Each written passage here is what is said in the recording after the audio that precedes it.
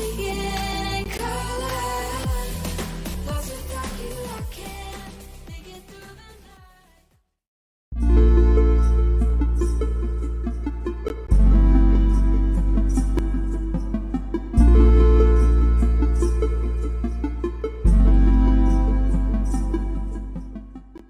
and welcome to Craft Quest. I am your host, My Lady Sprout, or Gabby, whichever one.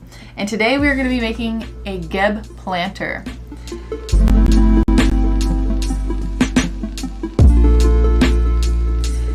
So one thing that I've noticed people have been getting into during quarantine is plants. People are becoming new plant parents, you know? Learning a little bit about botany. So I figured we should let your love of SMITE, or even Paladins maybe, and transfer that to your plants, and just for some decoration. Your plants already look beautiful on their own, but you know, we're gonna zhuzh them up a little bit with some fun SMITE stuff. So I have a lot of clay here, and some parchment paper to, you know, so I don't get clay all over my my table surface thing here, and then some water to, you know, help myself use the clay a little bit. And yeah, just picked this up at Home Depot. Also, I ordered a bunch of clay. They have curbside pickup at my local craft store, so might as well. And I've only done a limited amount of clay work in my life, some pottery, but not with this kind of clay. So it'll be a fun experience for the two of us. I mean, I don't know how many of you are there. Me and all of you. So in terms of the clay, I'm gonna start off with a whole bunch of white clay. I wasn't sure how much I was gonna need, so I got a big hunk of it, you know, because usually they come in these tiny little ones, and I knew this wasn't gonna be enough to, you know, make a whole cover for this.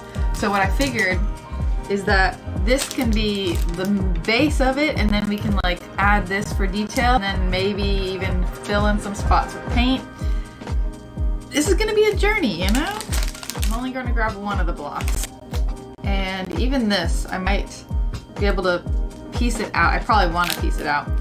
So I'm gonna go ahead and go grab a, whoa, look at that, that's fun. They're like in little, like sheets of like rods, I guess. Interesting.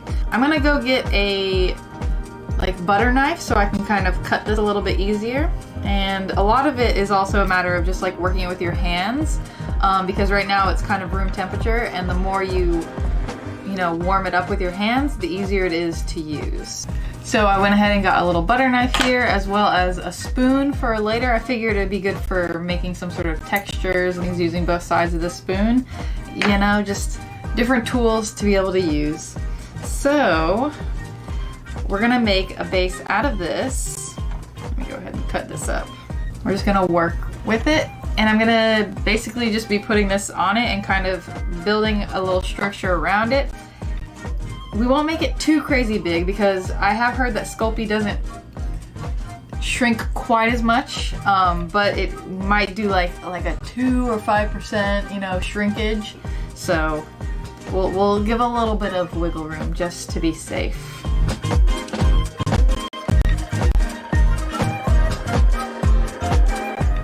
Okay, so then I'm gonna basically put this down here, and I'm going to just mark around with the butter knife to kind of know how big I want it to be. And I do want it to look a little more natural since, you know, Geb is a rock. So don't have to be super duper particular about a perfect circle or anything. So now that I've thinned this out, it doesn't have to be a crazy consistent thing, as long as, you know, this can sit in on it. It's all good. So now that I've done this, I'm gonna put that to the side, and I'm gonna make a more rectangular piece that will basically be the walls. And I'll probably just kind of grab some of these, kind of mesh them together. I'm trying to see if I have anything that I can use as a rolling pin. In theme with quarantine, I got, you know, a can of disinfectant spray. I mean, you could technically just use an actual rolling pin, but I don't really want to use the one that we have in our kitchen because I don't really know how food safe this is. So I'm just not going to. And I had that rolled out, but then I realized I need a little bit more. so I'm just gonna add in some more clay into this whole thing so we really know we'll have a good amount for the walls.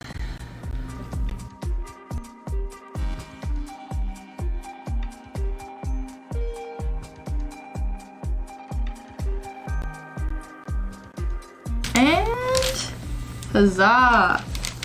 All right, so obviously I'm not gonna put it together like this. I just wanted to make sure it was, you know, big enough to get around. And I can also go ahead and cut a little bit off the top here, I think. And cut about an inch, just so it kind of matches more the height that's there. And with this, I will add to the sides.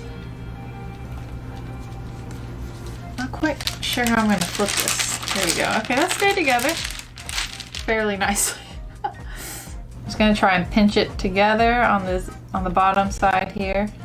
If you don't have, like, you know, a proper potter's wheel and, you know, proper clay, then you need to have a project that'll look a little bit more natural at the end, you know. You don't want anything that's gonna have to be a really clean cut, because that's not what you're gonna get with this. Just not what you're gonna get. And I'm also sure that you could technically buy like a terracotta clay pot, because I know that those are oven safe, and you could technically make little clay bits to then like glue onto it once, you know, all of it's together. I don't know how well the clay itself would stick to terracotta, but that's another approach you could take. I mean, it's standing up. I'm not sure like how, you know, beautiful we'd say it is, but beauty is in the eye of the beholder. So, you know, if I say it's beautiful, then that's the only opinion that matters. So this stuff fits inside. So I feel like this is a pretty good success so far. And actually, I can even bring it down a little bit more. And this one I'll actually use my scissors to kind of cut it to the size that I want it. Let's got some fabric on this. We'll find some way to give it some structure once we put it into the oven. Still trying to think on that, but I'm sure we'll find a way. So here's this beautiful baby right now. And now I'm gonna pull up a reference picture of Geb, and I'm going to use these to try and build some texture onto it. And I do think I'm gonna have to end up painting it at the end, because I don't really have enough of this brown. I have like these two little things of brown and then this brown, but it'll all work out. I'm sure that the different colors of brown will work out really nicely. I also have some gray here, you know, so we can mix it all together. So we'll see how it goes.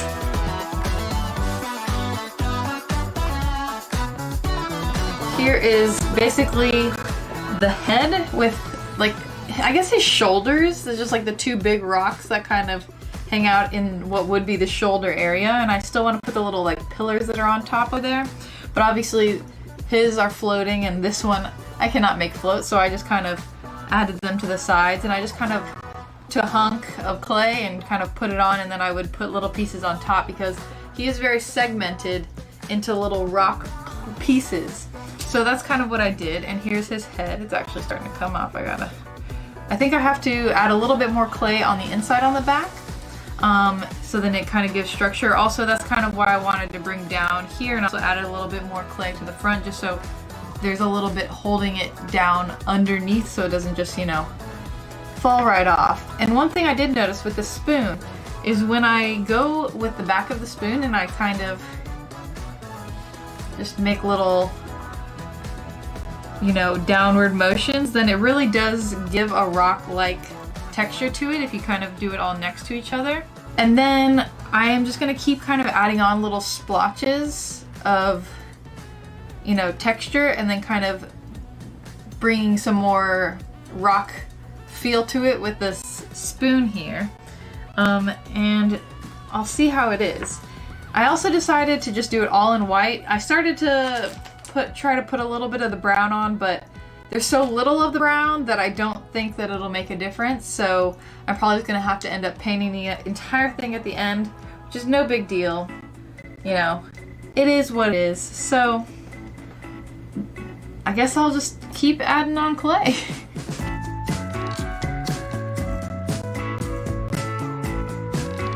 Now I've gone in and, ooh, there's thunder outside.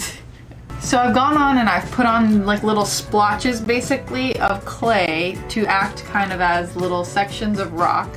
And then after I put those on, then I went ahead with like various little bits from the spoons, butter knife, and then this like kitty scissors to add more grooves and more details like his eyes and his mouth, just so the grooves are deeper, so there's more definition to the whole thing. I also made these little like monoliths, I guess is what they are. They go here on his little shoulders. Oh my god, the rain. I bet you can hear that rain. I bet you can hear the rain.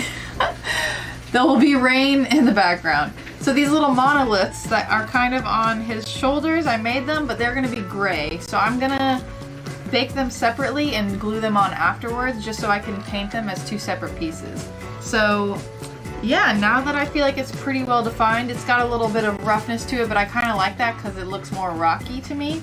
And per the instructions, I need to put this on an oven-safe work mat or oven-proof glass or metal surface, and put that into the oven at 275 degrees Fahrenheit. There's thunder if you can hear that. Or 130 degrees Celsius, wherever you are, you know. And I do it for 15 minutes per 1/4 inch, or 6 millimeters of thickness. So there are some spots that are thicker than that and some spots that aren't. So I'm gonna put it in for 15 minutes and then monitor it from there, and probably just kind of do it at 5-minute intervals to make sure that it's good and sturdy. And then we'll give it, I'll probably do a spray paint coat over the entire thing of just a plain black, not black, plain brown. And then I can go in with my acrylic and kind of bring in some darker browns or some lighter browns at different spots. And also maybe some greens because he has like moss on him. So yeah, looking good. Let's go to the next step.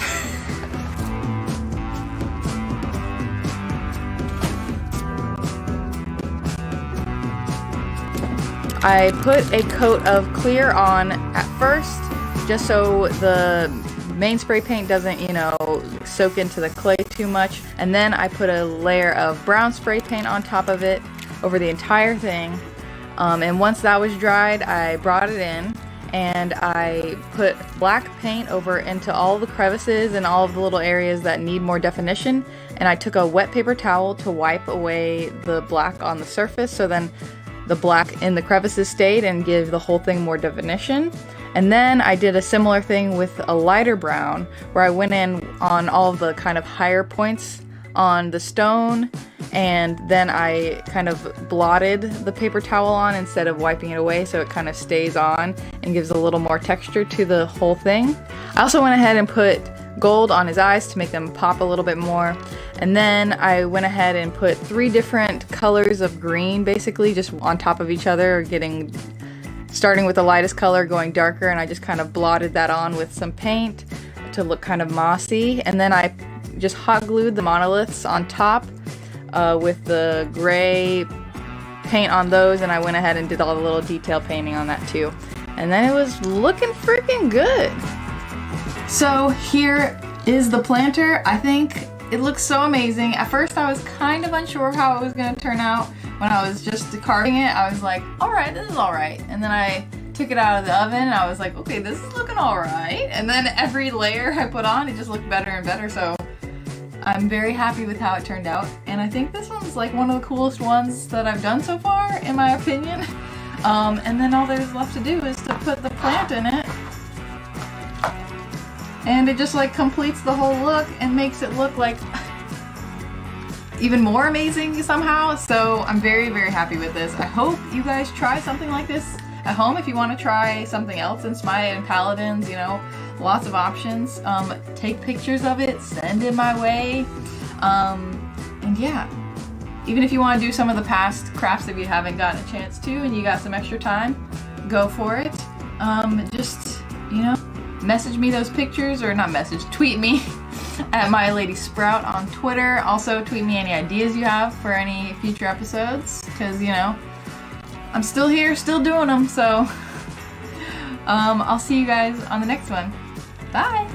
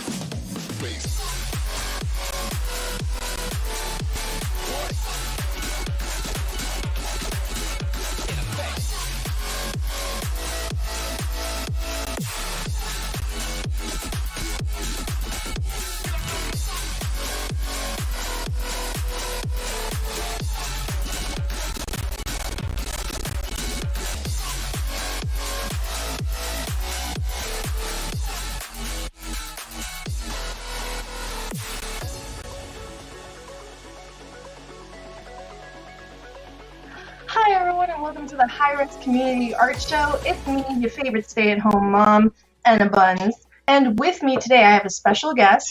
I have... Hey, I'm Aaron Ware. Ware. Also go by as High-Res Aware. Hello, hello. What can I... Huh? Hello, hello. I'm sorry, I just had to unmute my site. I'm sorry, that was on me. Hello, welcome to the show, Aaron. Please tell us a little bit about yourself. Sure. So at High-Res, I work in customer support, where I help out a community as best as I can with any issues that they face in or outside of the game. And you do a great job at that. And you're an avid SMITE player? Yes, I play a lot of SMITE and a bit of Paladins on the side. Nice, as everyone should. All right, Aaron, well, thank you for joining us. We're going to go ahead and dive right into the artwork, guys. We've got a slew of great things here for you guys from our lovely community. So let's go ahead and get into the first one. We have this Kitsune Spirit Nox by John Hensley. And this is great. You guys know how I feel about concepts that have the abilities added to it. This is super cute, and I think that we are due for a Nox skin. I think so. Aaron, what do you think? No, Yes? Nox No? is one of my favorites. Yeah, right? Nox is a badass. All right, guys, thank you so much, John Hensley, for that one. Moving on to the next one. We have Ying by Don Guerra. And this one's really sweet, and it's actually pretty prevalent to like what's the things happening in the world right now. And we are stronger together. I agree, Don Guerra. And also the style is super cute. I love to see anything chibi-fied. I love to see, like, especially Paladin's characters chibi-fied. Well done. Thank you so much, Don Guerra, for this one. And he also sent us a bunch of other ones, which might make an appearance in the other shows. Or maybe even, let's go ahead and post it on Twitter if you're watching this. Moving on to the next one, we've got our boy Achilles by Moonshadow34. I don't think we've had a lot of Achilles art. I think we've had a few, but not as much. This one's super cute, and he's saying, "I'm so hot, LOL," which he is. I drew the lore for him, and I was sweating buckets the entire time. He's a very handsome man. Do you like Achilles, Aaron? Do you play him? Oh yeah, no, he's a lot of fun. Yeah. He's kind of like the arrogant type that I know he deserves that he had bought. So classic. I do like this. Yeah, it's cute, right? And I really like the Crayola style brush pen that they use. Thank you so much, Moonshadow34. We look forward to seeing more from you, hopefully. Moving on to this next one, we got The King, Bomb King by Meltgar. This is super cute. I love the pose. It's very much kingly, that type of like, oh, who you looking at? And he's on top of his little bomb buddies. Very cute. Thank you so much, Meltgar. We love to see Bomb King. Moving on to the next one. Of course, Paladin's favorite, Furia. Well, Io's the favorite. I don't know which one's the favorite, but Furia is there. We always get a lot of Furia artwork. This one's by L1BRA. Hopefully that's correct. Libra. There we go. Okay, my bad. Sorry. Yeah. This is a nice little simple drawing of Furia. Really cute, and it could be a sticker easily. Love it. Thank you so much. Definitely. Spray. Yeah. Have you played Furia before? Play her a couple of times, but I normally like to play the tanky boys. Yeah, I'm more of a tanky person too, with like FPSs or like any type of thing like that. But Furia just looks like a badass. That little blonde. I love it. All right, guys, moving on to the next one. We have Arachne by Cybe15. Oh, This is like a good little mid-action shot. She's about to eat you up. She's about to take them juices. She's about to, yeah. I don't know. She's about to I go really in. like it. Right? It's awesome. And also, like, any artwork that has chains in it, it's either you get like a chain brush in Photoshop, like your girl, or you actually draw each individual link. This looks like she drew each individual link, so God bless. You're a badass. How do you do this? And also, Arachne's A great lot of too. patience. Exactly, yeah. Thank you so much, Cybe15. Moving on to the next one, we've got this very sweet, sweet piece by Raise Fail Say Tart. Art? Real face. Thank you so much for this piece. This is Ying, and it's one of her mermaid skins, which I imagine was pretty popular. I mean, like, all of our mermaid skins were pretty much up there. So yeah, this is really sweet. It's so cute. It's just her relaxing, maybe looking up, wishing that she was up there with humans, like another mermaid that we all know. I don't know. Who knows? Wishing she had feet. Wishing she had feet, exactly. So she could do that thing. What do they call it? Running? Yeah.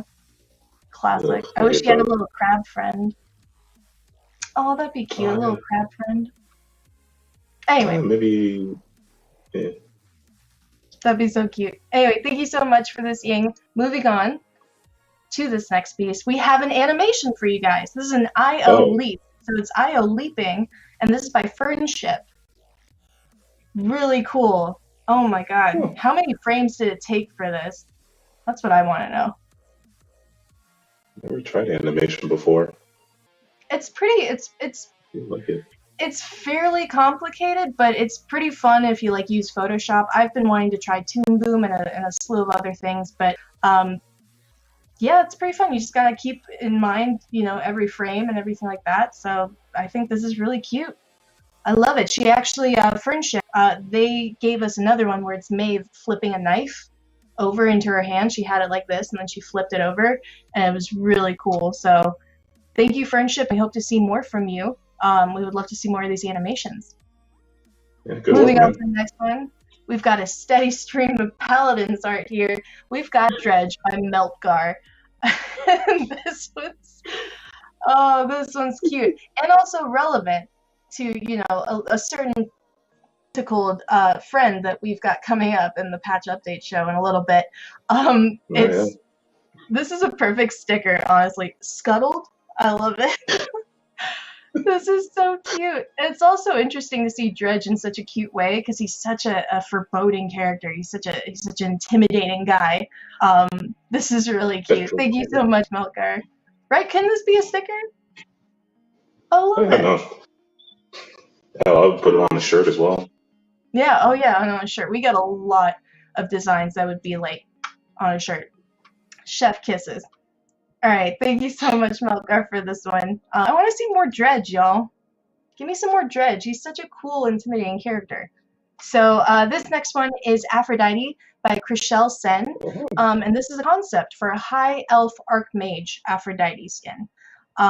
First off, it's gorgeous. It's super realistic. The face is gorgeous. It's amazing. The body anatomy on point. The really detail good in the boots. Yeah, it's very well rendered, and the boots are probably my favorite part of this piece, to be honest with you. I love it. I would love to see this actually be a skin, so, let's see. Let's see who's watching.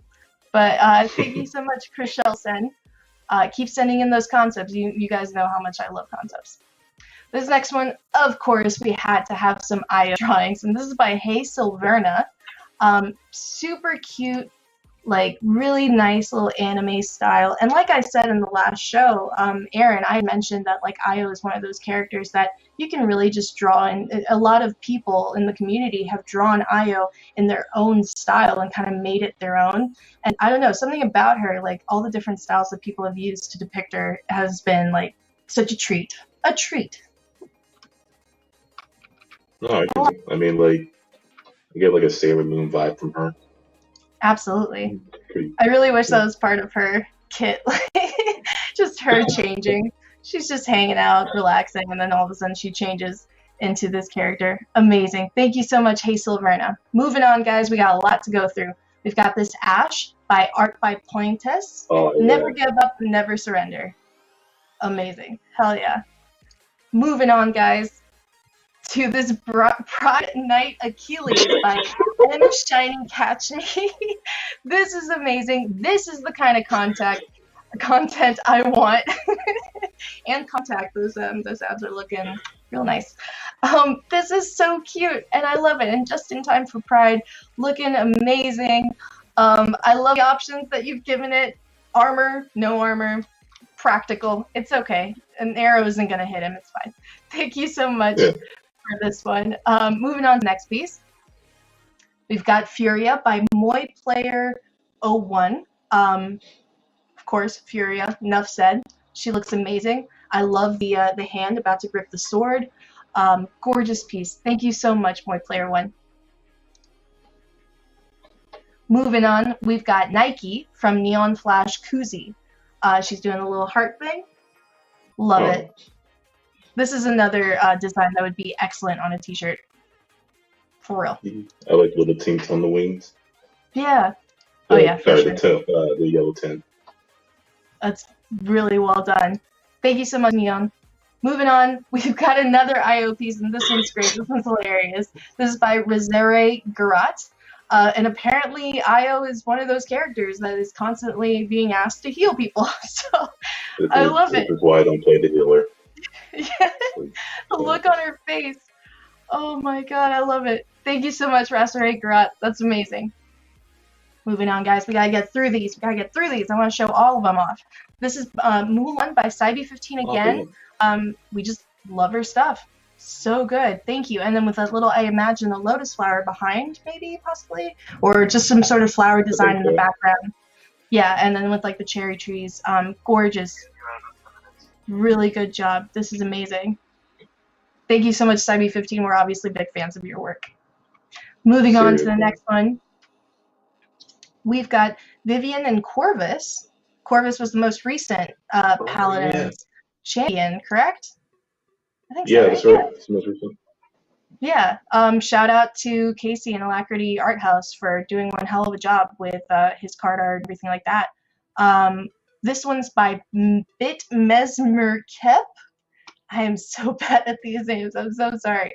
But this is really cute, and it tells a story too. It's not cute. It's very like it's got a mood to it. It tells a story where I think he's maybe about to go behind Vivian's back and like jump her or something. I don't know what's happening.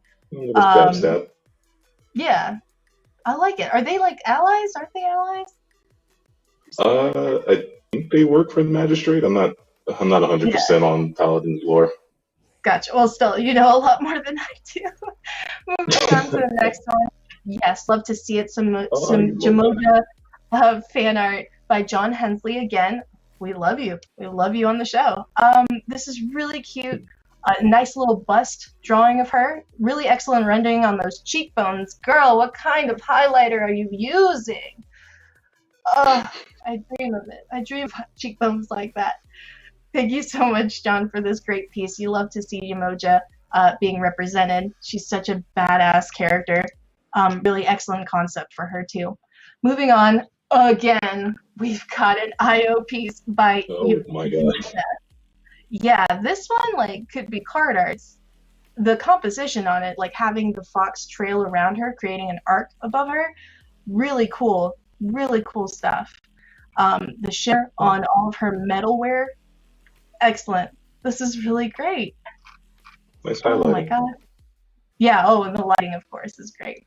Moving on to this next one. This one's a really special one. This is by Alana Jade Art. We featured this hell a long time ago in the old art show, and she gave us another hell.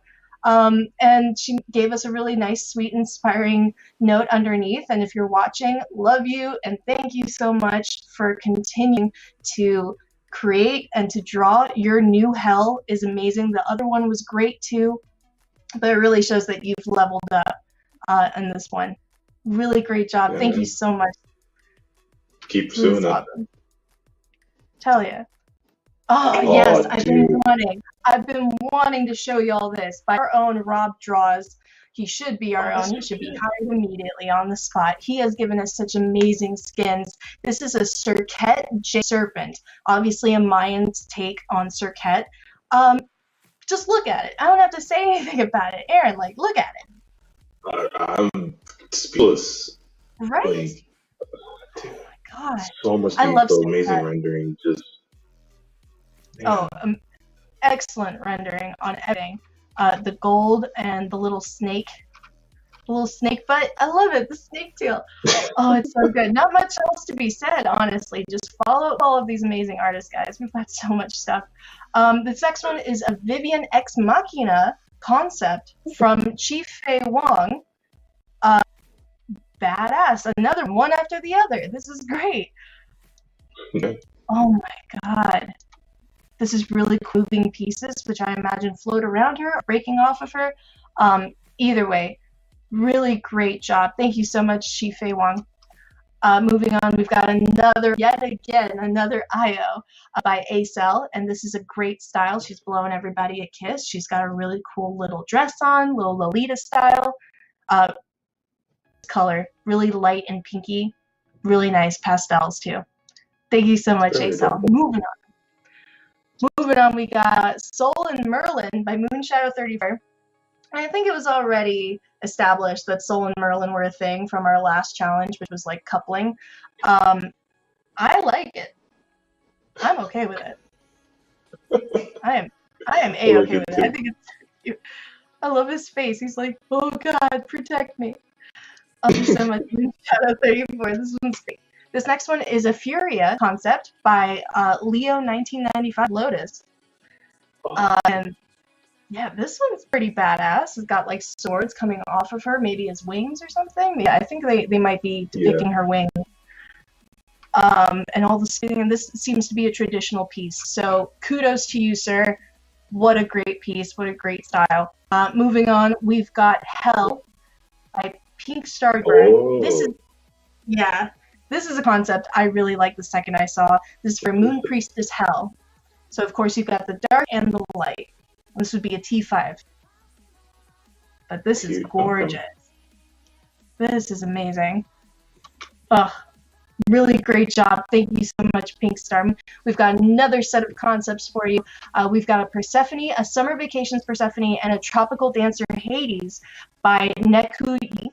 And again, loves to see all the abilities added to a concept. That's a huge bonus for us. All of this is amazing. Like even the little baby Chong that's just giving him the, you're good, you're doing it well. Maybe she taught him how to dance. Oh my god, I love it so much. Thank you for that one. And the last but not least, certainly not least, our boy Cell God here with the Summer Soaker Apollo. Look at him. Goodness. Little fade with a little shade. Little shaved parts. And then he's got a one, and he's got seahorses. Oh my god, it's amazing. Thank you so much, Cell God. We love this guy, Aaron. Like, he always gives us such quaff. Alright, guys, so that was all the art. We had to get through it real quick because we know what you want. You want to see the big old calamari man. We've also got drawing that Hira's Aware has drawn for us, as we do. Let's go ahead and throw that up on the screen. And here it is. We've got... Ooh, what could it be? This. So, my favorite hunter in SMITE is Ooh. So, yeah. Oh my god, you did it! Those people that mean Uller in his like bow stance, his durability, he like shoots the arrow in the air and it comes down to the target area. Yeah. So usually when I'm against other hunters or anyone tries to like run away into the jungle, Right. I don't really pursue. I just kind of predict where they're going and just see if I can hit them. Nice. I can see what you're doing here, and I'm dying already. Oh no, you made it a meme of it. Oh my god. Don't tell me. Dude, what the hell? What are you doing? You've got the thing in the background. Oh my god. Yo, you want to work at Alagos? This is some quality stuff. Yes. I mean, sure. Aaron, thank you so much for giving quality cooler meme. That's You're amazing. Tell us welcome. how to follow you. We can follow you on Twitter. On where are you at? I have a Instagram account called Skeletron_art. Perfect. Yeah. All right, cool. Well, you guys heard it there if you want to follow our dearest Aaron. Thank you so much for the artwork, guys. The challenge for next week is going to be draw your favorite cryptid. You know, either your man, Cthulhu, you know, whatever you want. So go ahead and that'll be the challenge. If not, continue giving us wonderful quality art. Aaron, thank you so much for being here with us today. And That was a y'all lot stay of fun. tuned. Patch notes coming up, and y'all about to have a ride. So bye, everyone. I love you. Stay safe. Bye.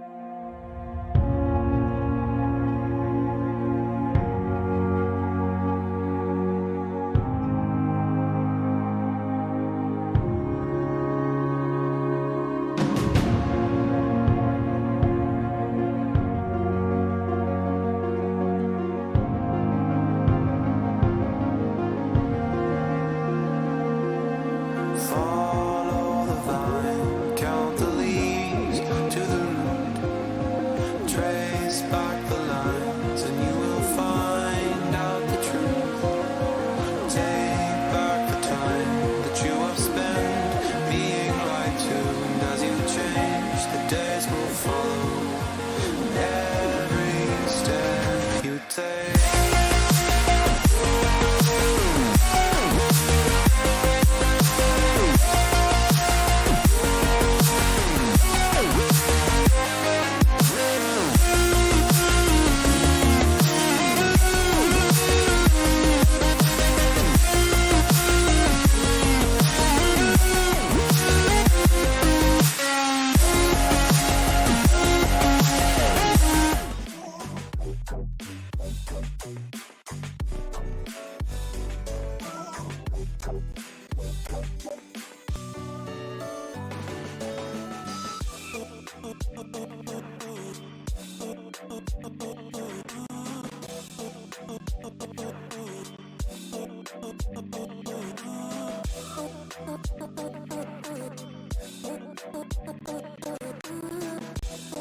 Hello and welcome to the Great Dreamer Update Show. I'm Isaiah, your host for today, and today's show is going to be insane. We've got a lot of awesome skin, balance, and of course, the reveal of our newest god coming to SMITE, Cthulhu. And here to break things down with me, I've got AJ and somebody who hasn't been on the show for a long time. We got Clumsy with us. How you guys doing? Hey. Good, great. Happy to be here. Yeah, this is the first time on my show like this. It's interesting. Yeah, I know, yeah. As you guys can see, we're still working from home, practicing social distancing with everything going on, but the show must go on, and this show, like I said, it's going to be a banger. So let's go ahead and get right into it, guys. We got Balance coming you guys' way next week on June 2nd, and let's go ahead and start with Balance. First up is going to be Aphrodite, and she's going to be seeing a nerf here on Lovebirds. We're going to be decreasing the magical power scaling only for the heal on this ability, and then back off, we're going to be decreasing the magical scale in that ability by 10%. Yeah, so talking about healers is always a really interesting discussion in the SMITE community. A lot of people are surprised to see healers overperforming. A lot of people really think that anti-heal is stronger than it is, I guess you could say. Always this big debate back and forth whether is anti-heal strong enough. You will see people complaining that healers are the strongest gods in the game, and then you will see people right there going, healers are completeless. All you have to do is buy anti-heal and they're just completely worthless. And I think there's a lot more complexity to this discussion than just those two extreme opinions that you tend to see. But the fact of the matter is, though, that Aphrodite has been overperforming in virtually every measurable way. Her performance in win rate, her pick rate, her ban rate, she's been showing pros, she's been dominating casual arena all the way to high rank conquest. Aphrodite is just really, really strong right now. Generally, what we want to do is nerf the healing in this case. We want this character to still be able to mid lane. We want this character to be able to still deal some damage, but the healing is a little over the top. Even her damage is a little beyond now, so that's coming down a little bit, but we're focusing on the healing even more. Yeah, for sure. Yeah. All right, next up on bonus balance, we've got Persephone. She's going to be seeing a nerf here. We're going to be decreasing the amount of damage she does while in her undead state from 50% down to 40%. We actually got another change. It's not going to be in bonus balance, but Persephone is now going to be slowed by 20% while in her undead state. This one just requires some additional work that is kind of outside of our normal bonus balance limitations. Right, that additional change requires a code change to the ability, so that won't be launched in the bonus patch, but it will be in the main update. So Persephone is actually a very different case than Aphrodite. Persephone is very high prioritized, very high ban, very high perception of strength, but generally her performance metrics are much lower. A lot of people struggle to character, so what we're doing is nerfing Persephone in a way to address specific frustration points, specifically when she dies and she keeps fighting. That's a really hard thing to counter, really hard thing to fight back against an immune character that you've already killed, right? That's kind of crazy. So adding a little bit more checks in place to prevent that. Cool. All right, next up on the list for bonus balance, we've got Raijin and Taiko drums. We're going to be decreasing the base damage per shot from 120 to 240 down to 100 to 240. So a little bit of an early level nerf on his damage there. Man, really all hitting you mid laners hard today, huh, Clumsy? Yeah. Hey, it happens. I mean, Raijin makes sense, right? He went from having like almost a 0% like presence in the SPL at all, and then now he's almost like 100%. You see him all the time. He's almost rivaling Merlin as well. And I like the change we did here because we're hitting that early game where we brought it up a little bit with the Raiju changes, and now, but it's going to be scaling to the exact same amount late game because the late game wasn't really what was impressive. It was his smooth transition to the late game. To me, this was really specific point that we saw Raijin overperforming. You could see this consistently in pro matches. We've been adjusting his lane forth for years, really. Yeah. It feels like that's in a good spot, but we were seeing Raijin just straight up kill the enemy mid laner one-on-one at level 5. Even when the Raijin was already way behind, things were going poorly, but then they're just like, nah, drums go boom, boom, boom, and they kill someone. So we wanted to tone down just that level 5 damage and scale that back up to normal. So I think it's going to be a really good change for the mid lane, especially in the Pro League. For sure, yeah. Raijin's definitely been highly contested in Pro League, so this change is bring him down just a little bit.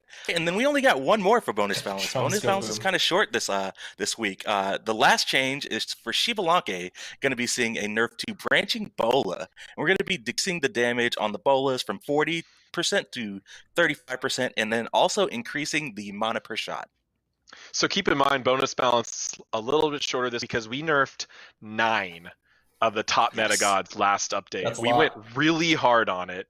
We're nerfing all. We were really focusing on all these top meta gods. We're hitting everyone. X-Ball himself also we put into this category of top meta. He is one of these picked characters in all of Smite ranked, especially at high end, if not the most picked. Maybe tied with Sobek, he's up there. His ban rate not climbing as high, but his pick rate through the roof, performance absolutely through the roof as well. Just making a very slight tweak here, not a super huge nerf, bringing back that branching bola damage somewhere in between where it was before, adjusting these mana costs yet again. This has always been a difficult balancing point for X-Ball as well, but the current mana costs are just, we think, way too forgivingly low. I'm not limiting him at all, and with the bonus branching bola damage, those two things combined. So toning these back just a little bit, this character being one of the most picked, most played hunters in the entire game, this is a really fair change for him. Yeah, once you have the Hunter's Blessing, you're pretty much, I think, almost mana positive when using your branching bolas in the early levels. So it was like a no-brainer to just keep it on, and that was just a little too unnecessary. So now you actually have to think about it a little bit more. Yeah, or it's going to constrain his build a little bit more. Yep, cool. So that wraps it up for bonus. It's heading you guys' way next week, Tuesday, June 2nd. We also got we got a few really cool skins coming out next week as well. And we're going to start it off with Caustic Size Nuwa. And this is one that looks really awesome. It's kind of in that theme. I believe we had a Yamoja skin sort of in the same theme earlier, but she's looking awesome. Yeah, beautiful. Kind of your radioactive superhero, supervillain. That's super. That looks like, yeah, I see what you mean now by it's like the same theme as the Emoja, but like same like genre, and I like that a lot. And now love the gas. We gotta hype up the effects. You'll have to go wait to see on the PTS or when they launch or through the Q&A streams if we do one of those. But her ultimate drops these big mushroom cloud nukes on everybody, which is awesome. Oh, nice. That is super badass.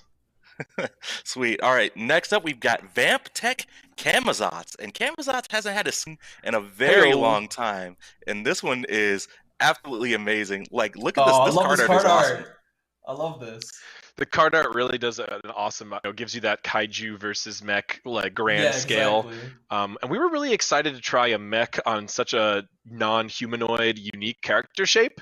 Really different than a lot of our other mechs who are more, traditional male humans. So really unique there. That mecha spine is super cool. I think it works really well on Camazots. I know. I'm loving the colors and all the mech skins. I love like the tiny little details we always put in the armor. It's something. It's like little Easter eggs in there that you find. It's super cool. Yeah. Just All right, happy to next get a up got a on the skin who's list. not got one in a while, right? Yeah, for sure. It's been a long time, a couple years, I think, for Camazotz. But he's getting one in Grim Moments. Next up on the list, we've got Spell Chanter Apollo. And Apollo is looking Oh, super Ooh, clean in this this one, new yeah. skin. I'm loving it. I mean, I know for several gods we can say like, oh, this is the god, this is the skin for the god that I'm going to be playing. I think this is it for me. It's going to be kind of close for the Smite Kart Racer Apollo, right? But this is this is awesome. Yeah, This for one's sure. really And I've cool. It's got a a more couple. magical take on him. For sure, yeah. And I've got a couple notes here on Apollo. He's going to be available in the Adventuring Collection bundle. And this is kind of a new bundle system we're doing for this skin. This bundle is going to include this Apollo skin, 2 profile cosmetics, and 3 past exclusive skins for Achilles, Nox, and Neath. So you can get the bundle, but if you already own some of the past exclusive skins, the bundle is going to be discounted for you. Right. We're combining these skins into a bundle that a very similar skin theme. So for people who are really big fans of certain types of skins, you can get them all at once. A way to get a couple of the older ones you haven't had access to, and if you already own those, you'll be able to get the new one for a really good deal too.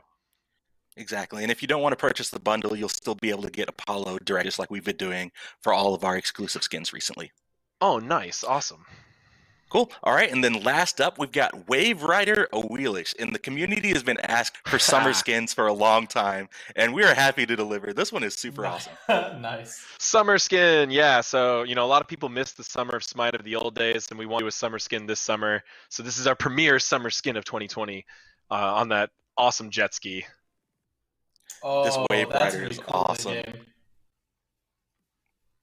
Reminds me of that old game. What was it, like Hydro Thunder or something like that? Oh, Yo, Wave Race from N64. Yeah, Wave that's Race, What, that's that's what what it was. that's all about, Yeah. dude. I love that Wave Race. So I've been picking up But yeah. jungle lately, and I've been playing this skin and playtesting. It's been really fun. Awesome. Yeah. I love the blues and orange. This one is super awesome. So that is the last skin headed your way on June 2nd. And that wraps it up for the bonus update. We're through that pretty quick, guys. Let's move on to some community news. So this weekend for you guys, we've got a party up weekend going on. So if you're at home chilling, want to get together with your friends, you can earn 2 times favor worshippers and XP if you're a party of 2. But if you're in a party of 3 or more, you'll be able to earn 3 times favor worshippers and XP. Oh. So the more friends you've got, the more Nice. rewards. Dang. I know, right? But never a better time to grind out some worshippers with some buddies. Yep. Cool. All right, and then next up, I just want to remind you guys about SPL coming up this week. Phase 1 is winding down, and the league has been absolutely incredible, especially towards the second half of this phase. Everybody's looking super competitive, and Radiance versus Ghost on Friday is what I'm looking towards. It's been really fun watch this year.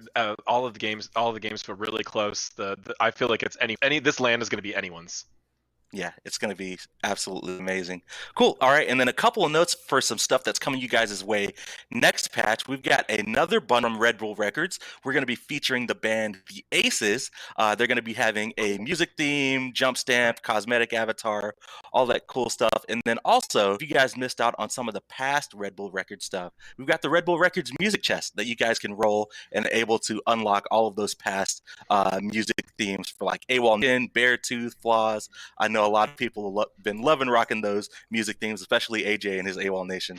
So People ask me about it all the time. I those. love that fact, dude. I've been rocking it since day one. I know, it's awesome. So if you want to, get a chance at those themes, you can roll that chest. And then last but not least, we've got the Ruby skin back next update. So if you missed out on the Ruby Battle Pass late last year, you guys are going to be able to unlock Ruby Rose Thanatos, Waishni Freya, Blake Belladonna, Amaterasu, and then Yang Xiaolong Terra, as well as Classic Ruby Rose. They're going to be available for purchase in-game for a limited time coming in this next update. So if you guys missed out, definitely be sure to take advantage.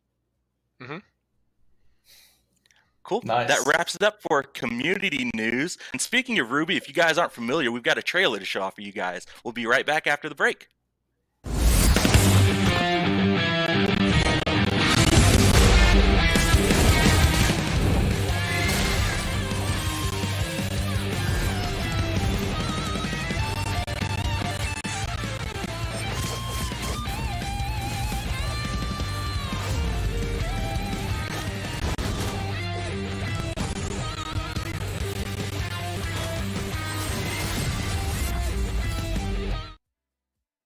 All right, welcome back, everybody. Definitely looking forward to those Ruby skins. They're so impact. They're some of my favorite skins to use in game. But now let's get talking to the 7.6 update that's coming out June 16th. Let's start off with Project Olympus, and we've got UI notes that we want to talk about. The first one is going to be some more home screen improvements headed you guys' way, specifically in the form of a new quest mini UI bar that you guys can check out in order to better see your quests whenever you're in game. Yeah, the home screen updates from last update went really well. We've got a lot more stuff planned, a lot of little fixes and tweaks from the home screen update, and then a lot of other new features as well, like this quest tracker feature, where previously it's been really hard to kind of find your quests in Smite, and we're also going to be looking to make sure we sort them in a way that's useful to you, so you can see your time-limited ones, your battle pass ones, your event quest ones, really front and center, so you know what you need to be trying to do in game. For sure. All right, next up on UI for Project Olympus, we're actually going to be making some changes to the queue display timer on PC. I know when we released the new UI, there was some community feedback on how some things felt kind of unintuitive. So you're now going to be able to the X with the name of the queue. It's now going to cancel the queue that you're in. And then also clicking the timer banner. The timer banner is now going to take you back to the play screen whenever you're in queue.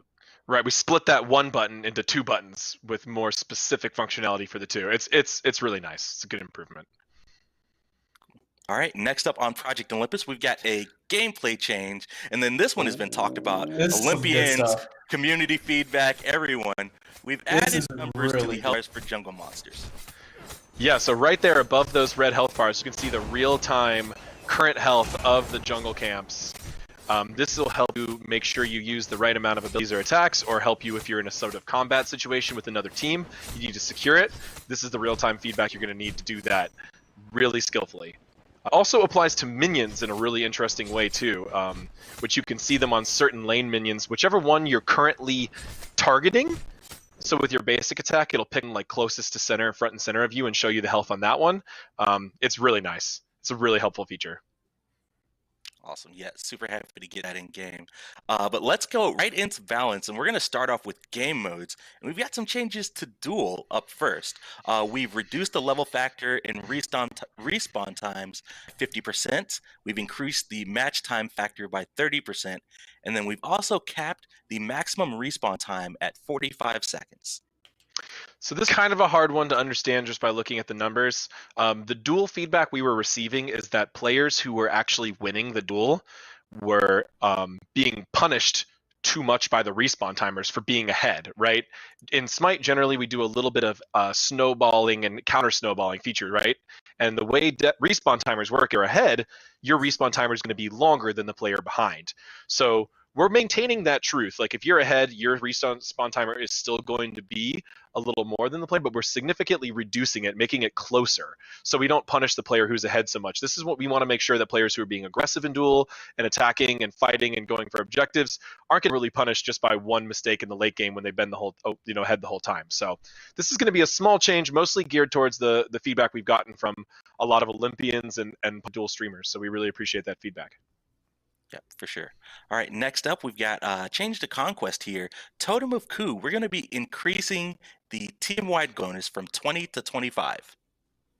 Yeah, this is a small one. We're not going to get too into it because Clumsy and I are about to talk a lot more about the solo lane here in a second.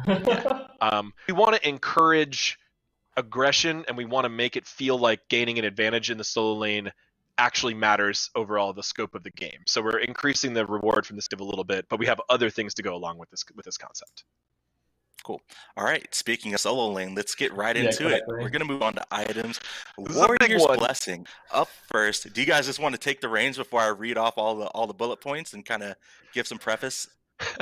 I mean, it's tough to explain when you just read it because there's a lot going on. Yeah, for But sure. what you're going to see here is a pretty big shift to Warrior's Blessing. We're going to be nerfing the tankiness and the sustaininess of this item, and we're going to be buffing its aggression factor. So we're removing the flat damage reduction per source, replacing that with a little bit of protection. So that's a nerf. We're going to be nerfing the sustain, so you get from the trigger from 40 health and mana to 25 health and mana, but we're also adding a new bonus damage trigger that deals 25 true damage to a single god targeted on the same timer as the sustain.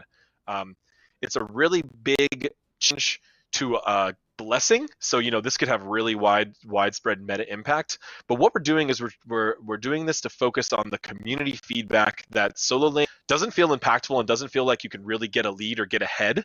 This is being done so that solo laners can be more aggressive and really play to their strengths and try to capitalize over their opponent and make plays.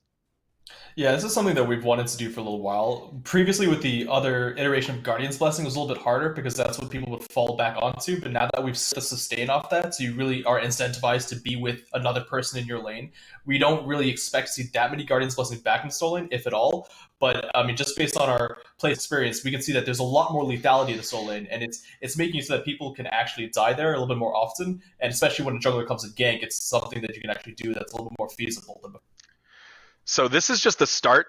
We're looking towards mid-season, likely coming very soon, which we'll talk about a little bit more later in today's patch. And we'll be looking at more solo lane itemization and more encouraging of aggression and making sure that that role feels impactful in the mid-season. But we had this change ready to go. We didn't see anything to delay it. So we wanted to get this out there, get some feedback, and get some testing in as soon as possible to even possibly still influence some of the changes we're already working on towards mid-season. All right, let's move right along. We've got Baron's Brew up next, and we're making a change here. The stack durations, they're going to now stack, but begins when entering the fountain, kind of making a change to make it more consistent with the other chalices. Yeah, exactly. It's really about keeping it consistent with health and mana chalice. We did that pre for them, but we didn't touch Baron's Brew, which functions pretty much the exact same way. So now it's going to just be in pair. Just a consistency fix. Cool. All right, next up, Kata. We're going to be decreasing the price here from $700 to $650. Tier 2 and 3 items, the costs are going to remain unchanged, though. Correct. Except for one. Except for one, which we're also going to change. But currently, right now, the community is a little down on basic attack-focused assassins, Mercury, Kali, etc. We're seeing some Kali pick in the Pro League. That's not really translating well to a lot of the rest of the game. So we're looking to buff a little bit these gods like Baka, Kali, Mercury, etc. And this is a good way just to even out their starting itemization. Yep. Cool. All right, let's move on and let's talk about Golden Blade. We're going to be decreasing the cost from 2,200 down to 2,000, and then we're also going to be increasing the attack speed from 15% to 20%. An item that a certain junglers rely on getting this really early. So we're just now that this is melee only, we have and doesn't work on abilities like Mercury's. We've solved a lot of the break case of this item, and it's pretty safe to buff. So this is a pretty big Arachne buff, possibly Bakasura, Kali, some other characters like that. So possibly a pretty big buff. So we're really interested to see what happens. Players' perception of those characters is pretty low right now. And with a lower price point, it's possible you might be able to flex this back into Soul Lane as well, get maybe some assassins in there too, bring us back to those days. I do love me some assassins. I love me some assassins in solo. Cool. All right, and then the last category for items is a big one, movement speed. Let's talk about movement speed, guys, before I go down and list everything that we're doing about it. Yeah, so recently we've seen a movement speed meta most popular in the solo lane on tier. We've been seeing that rising in popularity, and we are very quick to react to movement speed metas. It's a dangerous stat for the game. It can be can lead to almost cases that feel really trolly or memey or frustrating or even like abusing game mechanics. So we're going to be nerfing movement speed, the specific movement speed on a whole bunch of items to slightly de-incentivize this type of option. Now, I know a really popular suggestion was to actually adjust the movement speed diminishing returns as a whole. And Clumsy and Pawn and I, and we completely roughed out a whole plan for this and really tried to compare the two against each other. And really, we were concerned about changing the diminishing returns rules because it was almost certainly going to affect gods in ways that we don't intend. A lot of gods already cross into this kind of middle tier of DR for movement speed. It's very common for you hitting that threshold. So adjusting that is going to nerf all the movement speed of a lot of characters all across the game. So specifically, we chose to focus on items instead. Sure, yeah. So yeah, I'll run through it. The following items are going to have their movement speed decreased by 3%. Traveler shoes and Talaria boots going from 25% to 20%. And then Winged Blade from 10 to 7%. Relic Dagger, Toxic Blade, Witch Blade, and Adventurer's Blade, all going from 10% down to 7% movement speed. Now, we know some people might not feel like all those items need nerfs, but we wanted to be really clear and consistent with the movement speed. If some of those items need buffs in other places, we'll certainly consider that in future patches. But we wanted all of them to have the same amount of movement speed reduction because we really want to prevent this spamming of movement speed build. For sure. All right, that wraps it up for items. Let's get right into gods. And Amuzan Cobb is up first. Bees, we actually just fixed a text issue showing the wrong base damage. But for Hive, we're going to be decreasing the cooldown from 14 seconds to 12 seconds. And then we're going to be increasing the scaling from 70% to 80%. Yeah, Amuzan Cobb was one of those gods that was like really meta for a little while, and then little nerfs like weren't doing it right. And then at some point in the nerfs, he just tanked incredibly. I believe it was around the launch, maybe the new season, Clumsy, where he really just fell off. Yeah, ever since we changed it so that you can't apply item effects on bees, right? Like that's sort of the trend. Right. It was being played in the SPL a lot, and like there was a time where that didn't matter, right? That's been a while, and then he's getting played a lot, and then ever since then, we've had to find incremental ways to kind of bring him back, and I think this is the latest iteration of that. Yeah, so we want Hive's impactful. Those are really important to his kit and kind of what his whole shtick as a character. And then also specifically Swarm's late game damage. AMC tends to be a strong late game god. When he's too good in the early game as well, that's when we get really scared about him overtaking the meta. Yeah. So we felt safe about buffing Swarm's scaling, not its base damage. Cool. All right, next up on the list, we've got Baba Yaga. And then first up on Creeping Cabin or Passive, just a note on and clarification on a bug fix that went in this patch. It is intended for Baba Yaga's Cabin to body block players. We fixed some instances where that wasn't in the last patch. There was a lot of confusion, so we want to clarify, yes, it is intended for the cabin to body block people. Next up for Home Sweet Home, her ultimate, we're decreasing the minimum fire range from 10 down to 4, and Baba Yaga is now going to be immune to backpedal and strafe penalties while in her cabin. And then last up for Blast Off, she's now going to have knock-up immunity and damage reduction during the pre-fire animation. So a lot of quality of life buffs, I guess you could say, for Baba. We're getting more control over her kit. Finding a lot of ways to make sure she feels good to play. If she still needs performance improvements after this, certainly go back and look at some damage numbers and things like that. But we were focused more on application of her abilities. So Blast Off, interrupting Blast Off is kind of a really important part of her kit. Blast Off is a really good movement ability. Baba is really one of the safest mages in the game if you don't just run into the enemy team with Creeping Cabin or with Home Sweet Home, as people tend to do. But if you play really safe with Baba, you can really avoid death in a lot of ways. So we're making Blast Off's rules more consistent across it. It had essentially a short setup time and then a pre-fire time that were behaving differently. So now that's all going to behave the same way. You still want to go ahead and try to stun Baba out of this. It's a really big point of counterplay against her. As for Home Sweet Home, we really just wanted to improve the control. So now you'll be able to move omnidirectionally all at the same speed. It's going to prevent people from running in and getting themselves killed with Home Sweet Home, as they tend to do.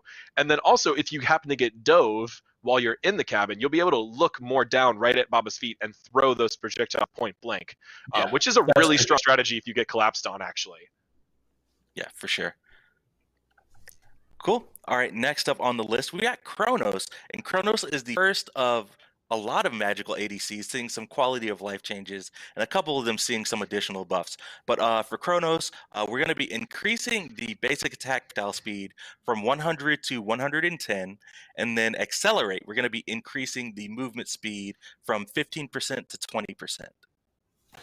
With the basic attack projectile speed, so we did a change, a while ago to nerf the rings a little bit for basic attack mages, and the one we didn't change that we actually added for Oleron on his release was that Oleron has a basic attack projectile speed of 110, which matches Hunters, while other mages usually just have 100. I wanted to go back, and now that we've assessed where basic attack damage mages have kind of landed up, especially with all the different ring changes we've made, we wanted to bring them back to the level of Hunters with this projectile series. So as you said, Isaiah, we're going to be seeing that with Kronos, Sol, and Freya. They're all going to be going from 100 to 110 to match Oleron and other Hunters.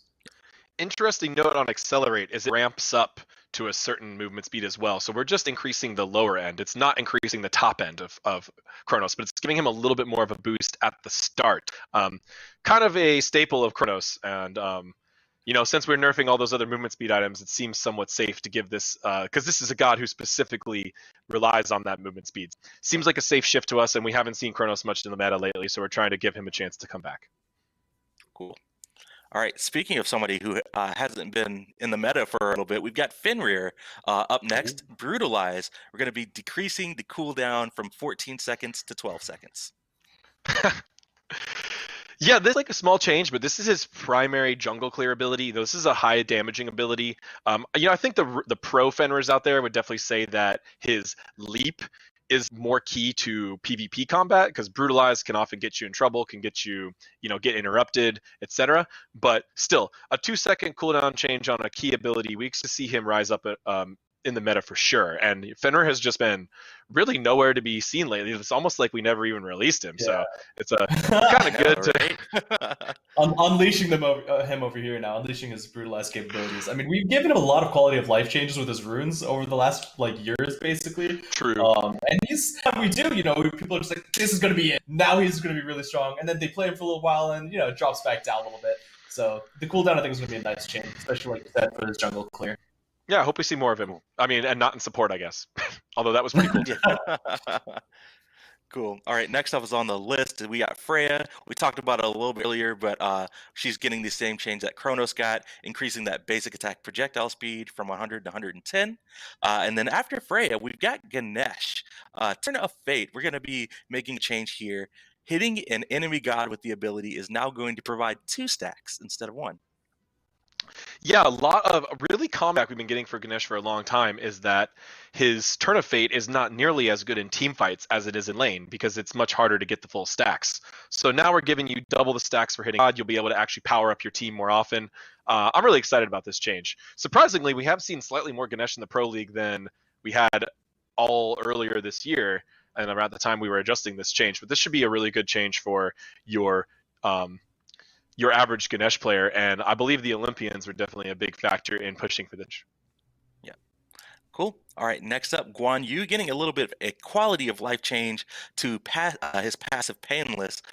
When the passive is about to fade, there's going to be an additional effects that will play, and then we also fixed an issue where some skins were missing the passive effect entirely. This one's great just for playback, both for the Guan Yu and the opponent. You should just have a better idea of if he's charged up from his passive and when it's going to fade. Just Neja is the common comparison we use internally for this type of event. And Neja's we thought was really successful and really added to the feel of playing Neja, made it feel better to play. So looking forward to this one too. Cool. All right, moving right along. Isis up next. Wing Gust. We're going to be increasing the damage from 30 to 110, moving that up to 35 to 115. It's just dropped off, right? Yeah, I was going to do a little bit of preamble, but basically ever since the changes we made, she skyrocketed, and then we did nerf after nerf after nerf after nerf. Well, guess what? She's on the bottom right now. Yeah. So bringing it back, focusing on her specific feature that she tends to do so well, which is getting that early lane clear pressure. We nerfed this as one of the later ends of the nerfs on Isis, and this is really what pushed her over the edge from. Honestly, was one of the best mages in the game for many months. Now has skipped the entire middle ground to the very bottom. So trying to bring her back to someplace in the middle. Cool. All right, next up we've got Nemesis, God who also hasn't been seeing some play in the meta for a long time. We're going to be Right. increasing the power gained and power lost in Scale of Fate from 5% to 7%, and then we're going to be decreasing the max stacks from 4 to 3. So we buffed Nemesis recently, and we got pretty clear feedback that it was not a very satisfying buff. Still trying to be careful with Nemesis. We have been through Nemesis metas in the past. Her ultimate being unmissable and being very strong and having a lot of good applications, tanking or target focusing, really dangerous to buff that ultimate. So we're looking for ways we can buff the kit in a way that feels meaningful. This is a really nice change. Now the single in-hand cancel, a lot more impactful than having to stack a lot of basic attacks. Lets her get that power, those power shifts going quicker, and it is just a slight buff overall. That little 1%. But it's more about that 2% more on the first swing. So I think this is going to feel good. This is going to feel a little better. It's still not necessarily going to break her, which we're trying to be really careful on purpose. Yeah. Cool. All right, next up, we've got New Wa. And then similar to what we did with Artemis and Tusky last patch, we've kind of gone under the hood and made a lot of fixes and quality of life improvements to her clay soldiers. So we increased the charge rate from 25 to 30%. Then a slew of bug fixes that we've done. You can check them out on the patch notes, which are live on the site now if you guys want to follow along.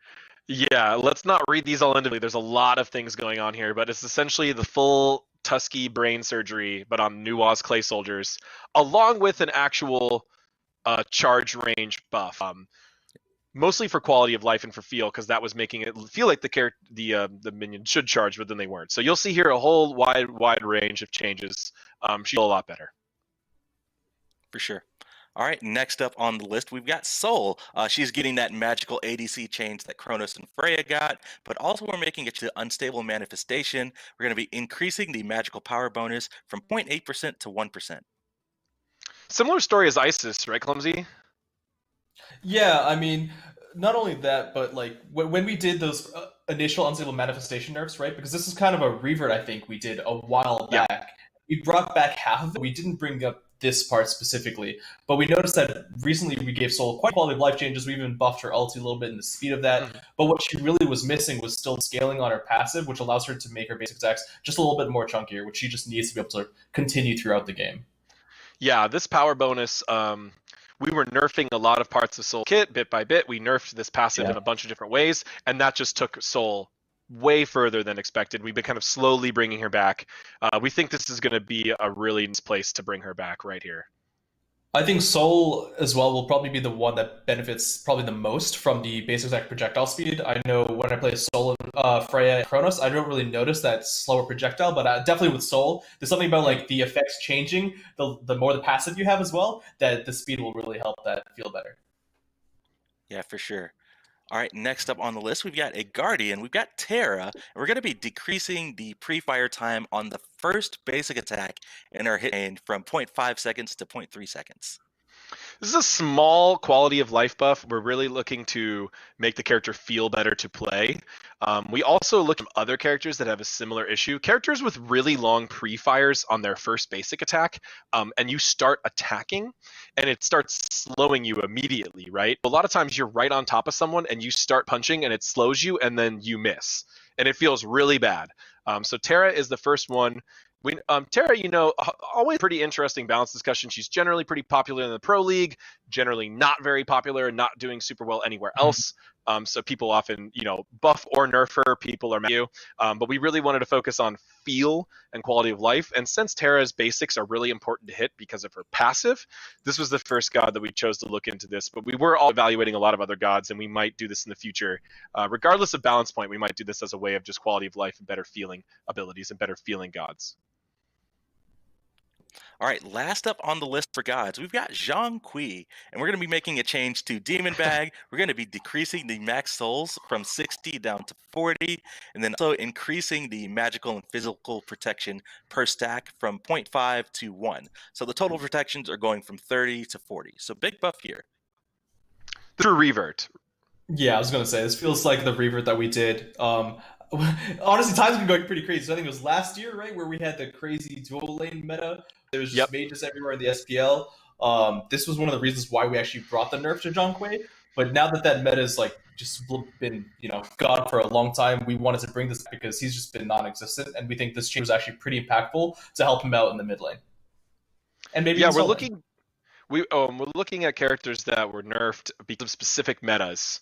And now that we're not in those metas anymore, we can bring back their key features. Really, like we really don't like when God's key features get erased. And to us, with Zhang, it's all about the beef, right? Zhang Kui has got to be a little tanky. That's what just feels right when you're playing him. So this is where we chose to buff him as opposed to looking at damage or like self-healing or anything like that. So, I know everyone wants to hurry to Cthulhu, but you got to get a Zhonger buff in there on the way. Come on. There you go. Yeah, I was gonna say I've been like smiling this entire time just because we're almost there. We're almost there. We're almost there. Just a couple more things to talk about. Wraps it up for balance, but next up, we've actually got a visual update to the arena map coming. AJ, you want to talk about what's going on in arena? Oh yeah, this is a big surprise, kind of out of nowhere. We have been working a lot on our maps, and we have a lot more interesting stuff coming up. I can't say too much about it yet, but in this update, along with Cthulhu, is coming the Cthulhu Arena. It's going to be an art update to the base arena.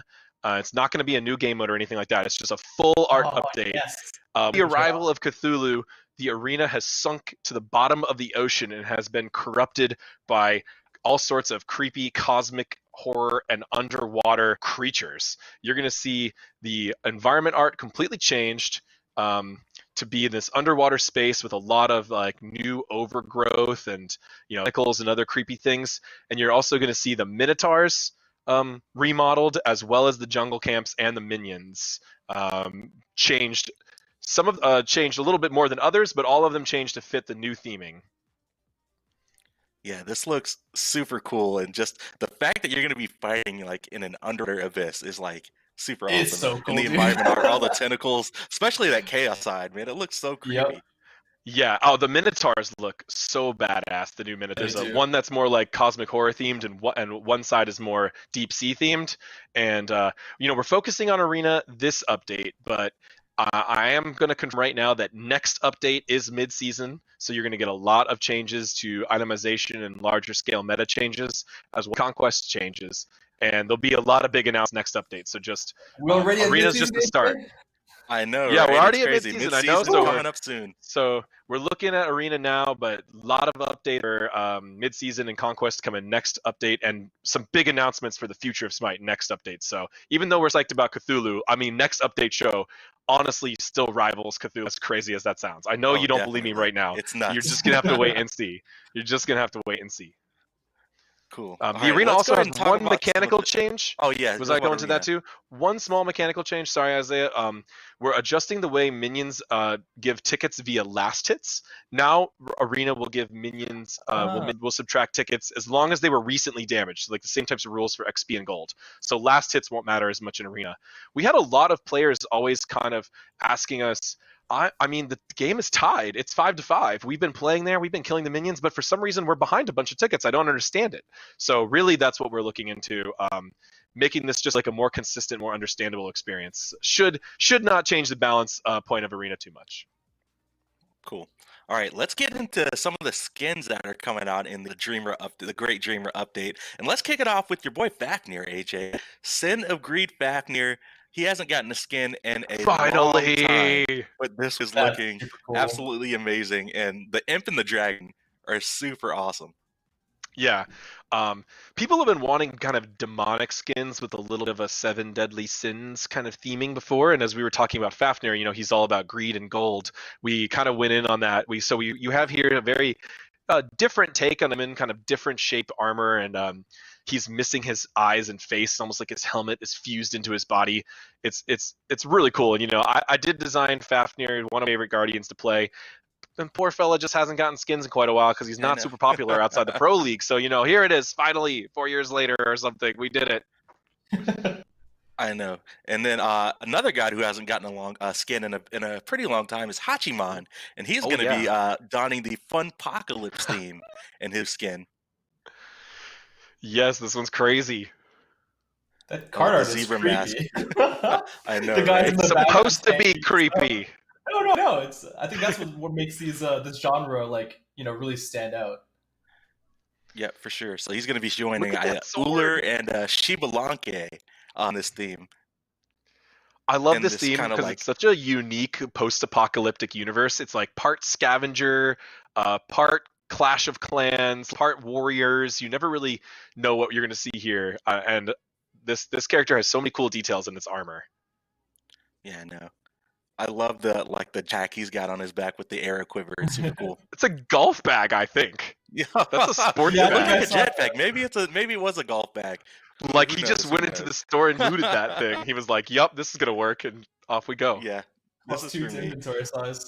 All right, next up on the list, coming in the last chapter of Grim Moments, is Senshi Bologna, and this is right up my alley. You guys know I'm all about the anime, Oh, and look this at that. one looks super awesome. How many years, Isaiah, have we waited for anime schoolgirl Bologna warrior? I know, so many years, but I it's believe there was like wonderful. some van concepts floating around from Bologna launch asking for something like this, and we've finally found a way to reinterpret it in our own way and make it really unique to Smite, but still fit the genre. I think it's awesome. You're the expert Yeah, though, I know. Isaiah. You're the Ajax expert. Yeah, cosplay. she's heading to class during the day, and then the after school club, she's just a demon hunter. That's all you. That That's all you hair is need. really That's the nice as plot. well.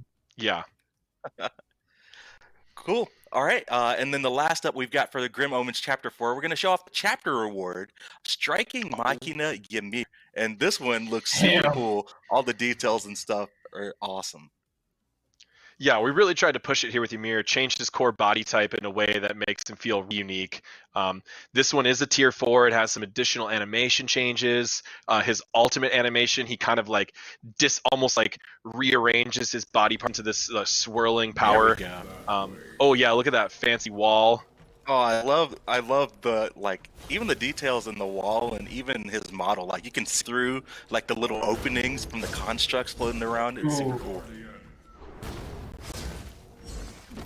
He's got almost like a rocky and electric feel to him as opposed to icy, which is really cool. Yeah, it's awesome. All right, let's check out the ultimate. Oh, nice. Oh my goodness, that's It's insane. like a generator almost, Super cool. But yep, this is the unreward for Chapter 4 in Grim Omens. As long as you guys get everything in Chapter 4, you'll get this skin for Ymir. No worries if you've already bought all. You've got that Tier 5 Hu Yi, and you'll get this Ymir skin whenever the patch launches. Nice. Next up Love on it. the list, let's check out Nautical Legionnaire Achilles. This one is super cool. He's kind of like a deep sea warrior. How fitting for the Cthulhu patch. Yeah, nice. I know, right? It's like we planned it. Is he fighting against it? That's what it looks like there. He's trying to fight. It sure looks like it. Oh my goodness, so the details look super cool. This one, of course, also features the armored, which we're seeing at now, and the unarmored stance, which, he has a fully modeled and rigged face, an animated face underneath that. It looks really nice. Kind of along the lines of some of our other D skins, Nox and Vulcan, but we hadn't done a real kind of male deep sea character, right? Vulcan was more of a pushed in the creature direction. We have Scylla, and so this kind of helps round out that theme in a really nice way. I really like it. It looks great. And shout outs to Tina really for cheering for this skin for a long time, finally making it happen. Nice. Cool. All right, we've got just a couple more skins coming up for you guys. We're getting into summer. That means it's time to start talking about Independence Day coming in July. We've got a couple coming in the Independence chest. The first one is going to be Freedom Retriever Anubis, and he is a good boy, as you guys would like to say. What a boy. This one's awesome. Yeah, I've got some Anubis, notes from the animation team. Apparently, in his ultimate, he just pulls out a Gatling gun, and it's just like just goes to town on people. He does. He's using a variety of fireworks and weaponry all together in all of his American glory. He's got the eagle tattoo. Oh, he's yeah, ready to go. He's flexing right there. Damn. He's a good doggo. Oh my goodness. Yeah, this one's super cool. All right, and then my favorite skin of the patch, also coming in the Independence Day chest, is Presidential Punisher Yana. And this one is just this one's so crazy. Like, we've done a lot of crazy 4th of July stuff, but this one is straight crazy. The voice pack is insane. You guys will have to check it out in PTS, but yeah, it's by now far we have one of my favorite voice packs. We have true mecha hologram Abraham Lincoln blowing you Yeah, up we do. in Smite, which is just unbelievable to me. Dishing out the damage 7 years ago. Yeah, Take you back in the time. 4th of July skins are always a really fun brainstorming process, and always trying to come up with some crazy stuff. And we're pushing ourselves harder each year. It's hard, you know. We keep saying how are we going to top last year, and like this is some pretty crazy stuff. For sure. Super excited. All that stuff is coming your way in the Great Dreamer update. But there's something else coming your way in the Great Dreamer update. It's time for us to finally show off for our newest god, Cthulhu. Prepare for madness. It starts right after this.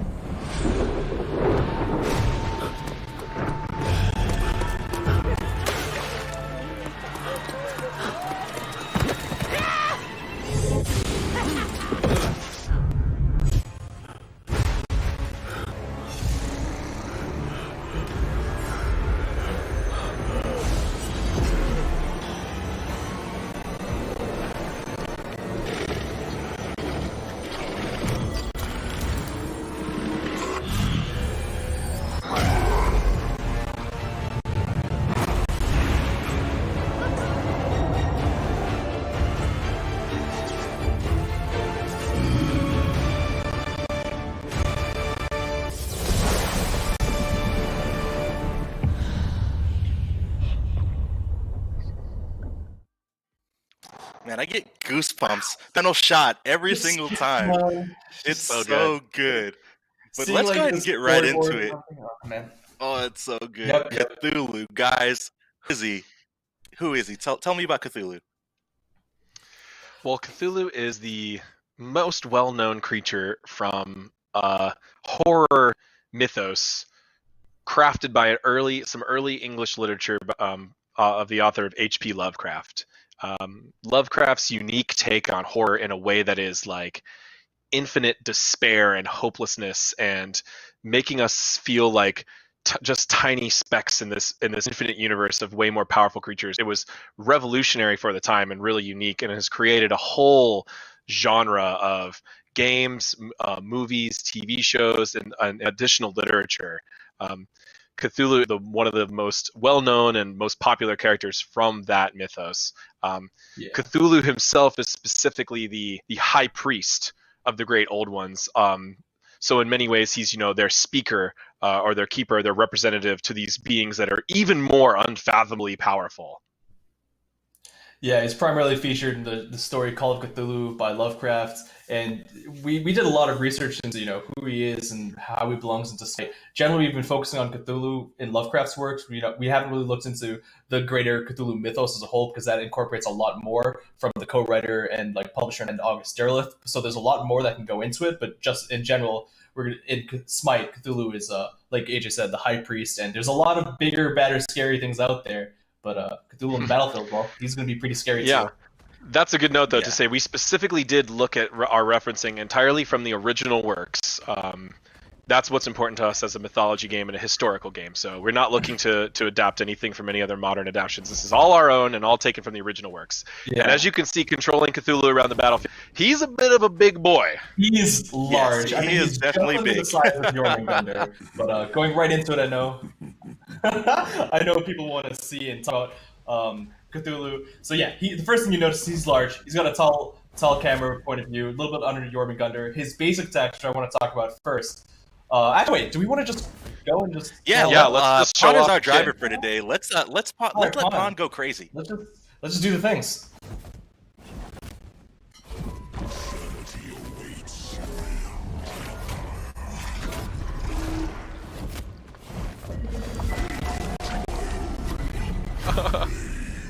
Oh there my he is. Gosh, this is nuts. We weren't joking.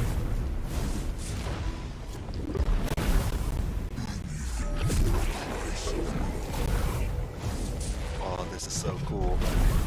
Yeah. Pretty insane. The big playable character. He gets larger. I know some people were trying to understand, what is, I saw the data mine. What does 3.5 mean? Is he going to be bigger than Jormungandr? Is he going to be bigger than Jormungandr's ulti? He can't be bigger than that in Pamana, right? Well, he is definitely the biggest thing we've done. Yeah, he For really sure. is. And there's no better word to describe him than insane. Am I right, Clumsy? Yeah, absolutely. So, disclaimer as well. We're PTS will be later on this week, I believe. But even right now, there's going to be a couple things that are still in the temporary state. I think mostly some sound effects that are still coming in, as a couple of bugs here and there. But we'll have those noted down. And obviously, anything that you guys see, let us know. But just to let you guys know beforehand. Cool. But All right, So well, let's Cthulhu's go ahead and got a start lot of talking unique about. features. Yeah, Yeah. So I wanted to start with his basic attacks because that kind of starts it up a little bit, but although his passives are pretty important too. But for his basic attacks, he has a 3-hit chain. The first one's pretty normal, but it's a longer range, so it's the 16-foot kind of range for all three of his for the first basic attack. The second one's actually a 20 range, and the third one is also a 20 range and a cone attack. He's just so big, having little tiny Oh, basics on 16, him felt 20, really 20. strange, right? Yeah, so Wanna he's make got sure I said a that very right. unique 16, hit 20, chain. 20. 16, 20, 20, and the third one is a cleave, which is really Exactly. good. The third one also applies something else which I want to get into immediately, which is a part of his passive. So Cthulhu's passive is Prey on Fear. Basically, there's a kind of a unique gameplay hook to it, and then there's an actual visceral part where Cthulhu's the third basic attack specifically, and different parts of his abilities apply 1 stack of torments. When you 4 stacks of torment, the enemy goes insane, which is kind of the effects you see right there. If you go insane, well, some pretty crazy stuff happens. We can show that off too. Ooh.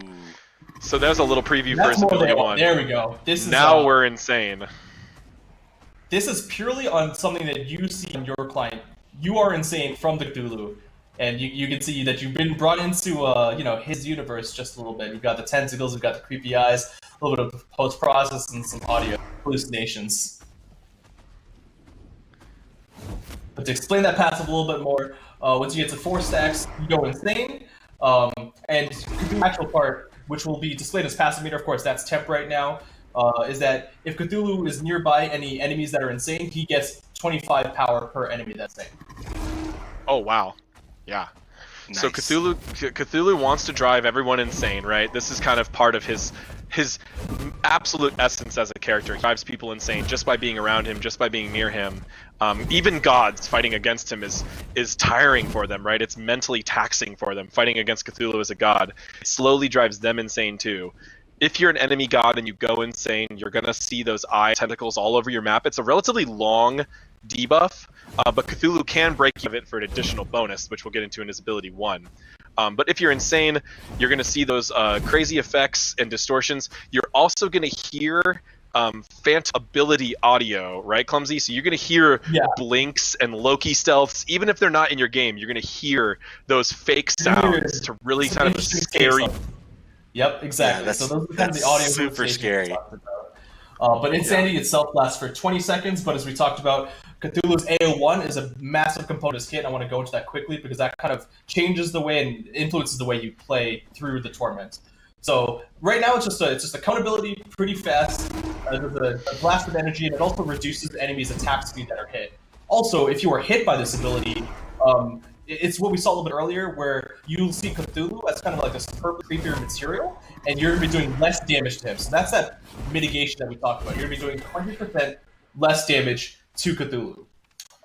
Right. It also applies 1 stack of torments, but 2 stacks if you are facing Cthulhu. So that means this is your primary way of increasing torment outside of the basic attacks. But the important part is that if there's an enemy that's already insane and you use Sanity Break on them, you consume your insanity and you fear them for a short duration. You gain a permanent stack of mitigation for the next time you use the ability. So if you actually look right, like I said, that's going to be involved in the passive meter. But for now, if you see that AUX number 1, that means he's used it twice, 0.5 damage mitigation per stack. So the next time you use your AO1, you're going to be 21% mitigation rather than that base 20%. And that stacks up to 20 times, going from 20 to 30%. But that's going to come into play again a little bit later on. Of course, the patch notes I think are already out there, so you can see the exact numbers, and I don't want to go into that. But Sanity Break and the third hit of the basic attack are what apply torments, but we'll get into the second and third ability now as well. Cool. Yeah, let's go ahead and talk about the Mire. All right. Cthulhu's second ability is the Mire. It starts out of a smaller range, and Cthulhu can channel this for up to 3 seconds. As he channels it, it gets larger and larger, and it fires out 2 pulses from the maw of the portal. So if you look at it, it's an awesome-looking, creepy maw that's firing out these sludges of corruption. the miner itself, the deployable on the ground, just does a 10% slow. So that area is only doing it slow. Once you hit the first corruption shot, it does a heavier hit and a 35% slow. And then the second shot does a similar damage hit, same as the first, and does a root instead.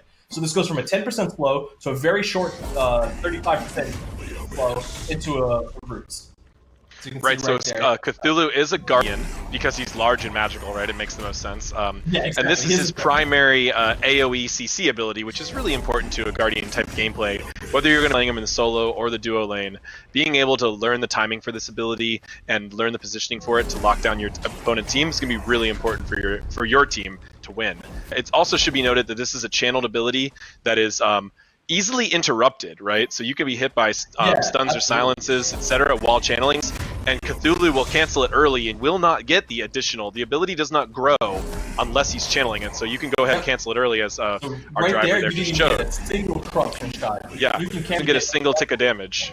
There won't be anything else but that just 10% slow. Also, each shot applies 1 stack of Torment. With this ability, you're going to stack up to a maximum of 2 Torment, which is why Ord and Nox are going a little bit more insane at fire. Right there. And how many stacks of Torment are they going for, Clumsy, for the Sanity Break? So they're going for 4 stacks, provides 4 Insanity, stacks. and this ability... Yeah, so you can, and then 1 more, okay. Yep. And so you can get right 2... 2 from the 1, 2 from the 2, up to, for stacking the passive. Yeah, exactly. Yeah, conditional 2. Conditional 2 on both, right. Rushing Terror. Well, we think we saw this a little bit. This is a dash that Cthulhu does, but before he does the dash, he creates 2 projectiles to his left and his right. So if we see him fire this out, this is one of my favorite sounding and feeling abilities. Quick fire dash. If you hit an enemy, you deal damage, you stun them slightly, you knock them to either the left or the right, depending on which side they're closer to, and they're most likely going to be hit by the flow of projectile that kind of catch up to you. The projectiles themselves just deal damage as well at the lower amounts, but the charge and the projectiles apply 1 stack of Torment. So the Mire, Sanity Break, and Rushing Terror here can all provide up to 2 stacks of Torment. Again, you only need to get to 4 stacks, so if you can use your 2 and your 3 in succession, you can get really close to the enemy to do a quick clear Sanity Break. This dash here has such a great animation timing on it. I love how weighty he feels, really fits to his theme really well. The projectile effects we did of these creepy corruption areas that are following in the wake of Cthulhu, this ability really tied together thematically and is just really useful for his kit in a way to gap close, so he can continue to just wail on opponents. It has a little bit of delay on canceling, so you can cancel out of the charge, but you can't do it immediately. Oh, that's a good point. Good point. Yeah. All right, let's go ahead and get into his ultimate ability, the grand finale, Descend into Madness. What's going on with this ultimate ability? All right, there's a lot of different things going on. So it is technically a stand switch, right? Because you're going to be gaining access to 3 new abilities. The first of which, Sever, is technically, it's not a basic attack, but it's something it's an ability we want to function like a basic attack. So it has a 1-second cooldown and 0 mana cost. But we'll get to that in a second. Then into Madness, well, it does a little bit of burst damage, and you can see your input methods immediately that first hit, which is Sever. But around Descend into Madness itself, it does some damage. It also increases your max health by 30%, and it applies Sanity Break in an aura around Cthulhu. Now, what that means is that damage mitigation from Sanity Break, as well as that kind of quest mechanic of earning more mitigation Sanity Break, applies to the ulti. That 20% to 30% is mitigation he will always have in his ulti before, as well as the max health. And I think that's pretty much the transformation of the ulti that does. I also want to say we've had an amazing job. It's a little bit buggy right now, but Juan, can you take us into the sky just real quickly? So one thing we wanted to make sure is that when you descend into Madness, we bring everyone on the battlefield into Rillier, and you can forgive my pronunciation of that. But there's still some tweaking to be done. But this is a little bit less noticeable maybe in Conquest when you're looking at Chaos, but in other maps as well. It's really, I think, pretty awesome. The artist did a fantastic job. Shout outs to Ramon. We definitely need to get a second perspective of the other Cthulhu alting, if we can set that up. Fighting against this ultimate is just such a unique experience. You really look at like an unbelievably huge character, and most importantly, as we really wanted when we were designing Cthulhu, we know it was really core to his mythology and his lore to be like a giant creature, you know, wading out of the ocean. But we didn't want to design another ability like Jorm's. Yeah, oh, look at that. Look at that coming at you. Just a quick pause as well, because here, with we have Cthulhu's point of view. If you were someone smaller, I mean, God forbid you're a Ratatoskr looking up at this guy, it is terrifying. Yeah. But we wanted to keep him in the play space. We didn't, like, essentially, you know, you could even compare Jorm's alt to something almost like Rama alt, where you're really out of the play space and you're just attacking the area. People can't fight back against you.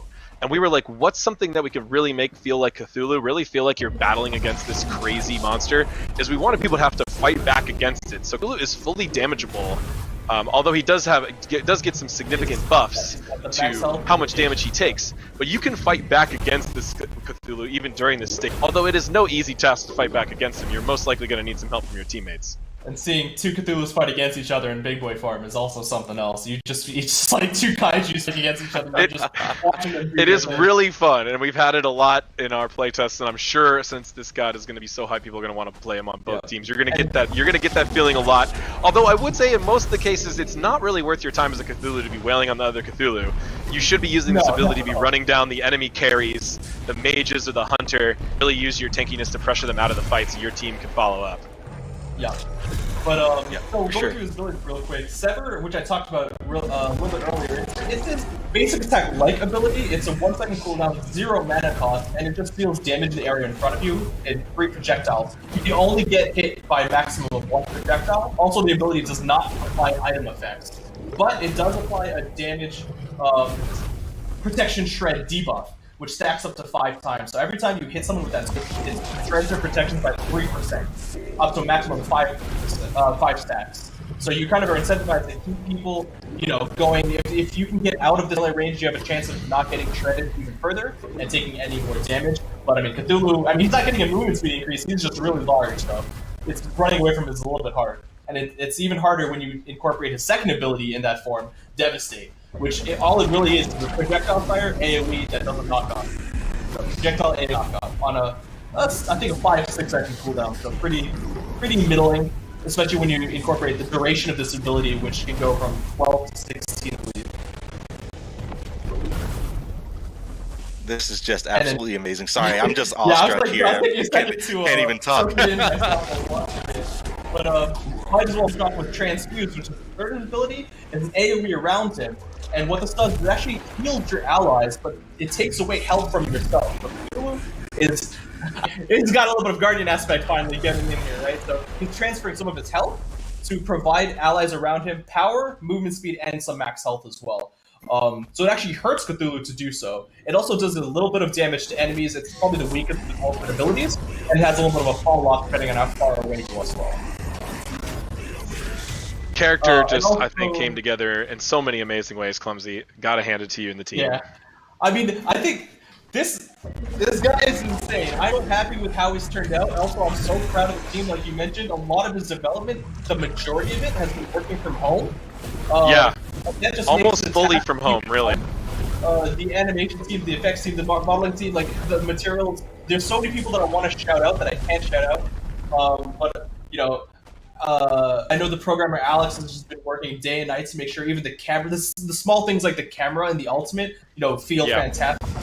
Because there were times where we had to sacrifice certain things. Now you can just see how awesome he is. You can see you are playing this massive behemoth in this world of gods who are also huge, but they're nothing compared to you.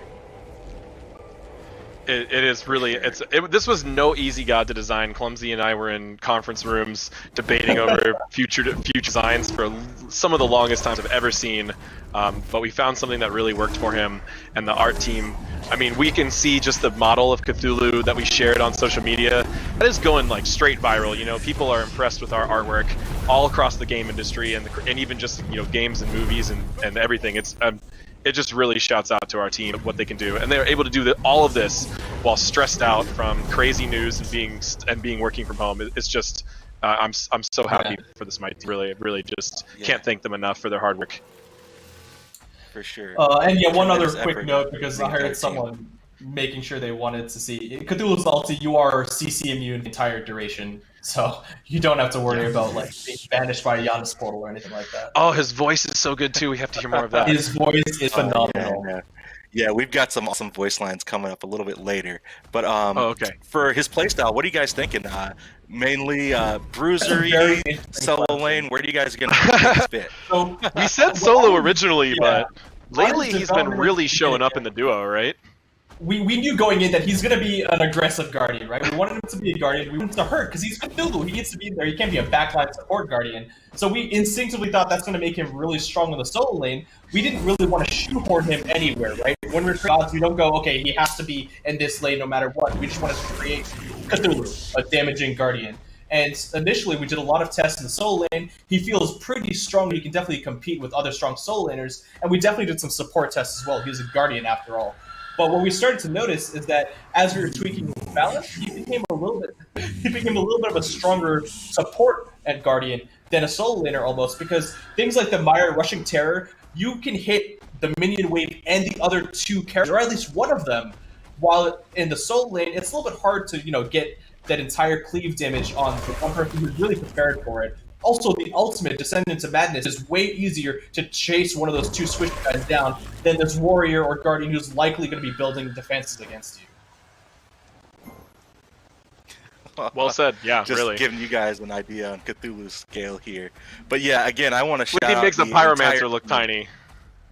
Yeah, Cthulhu looks absolutely amazing. But let's go ahead and break down some of the recolors and mastery skins that we've got ready for you guys. The first one is Cosmic Horror, his standard recolor. And Cthulhu's original model is kind of green, but a lot of people were asking for the purple, and this one looks awesome as well.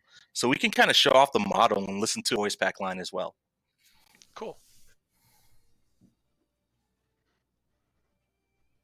Sleeping under the water, descending from the sky, lingering in the minds of the mortals.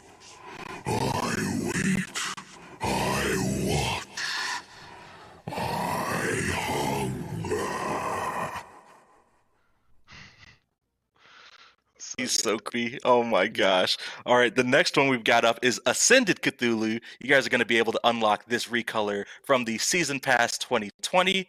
A little bit more rich tone, but this one looks amazing as well. Let's take a model and listen to another voice line.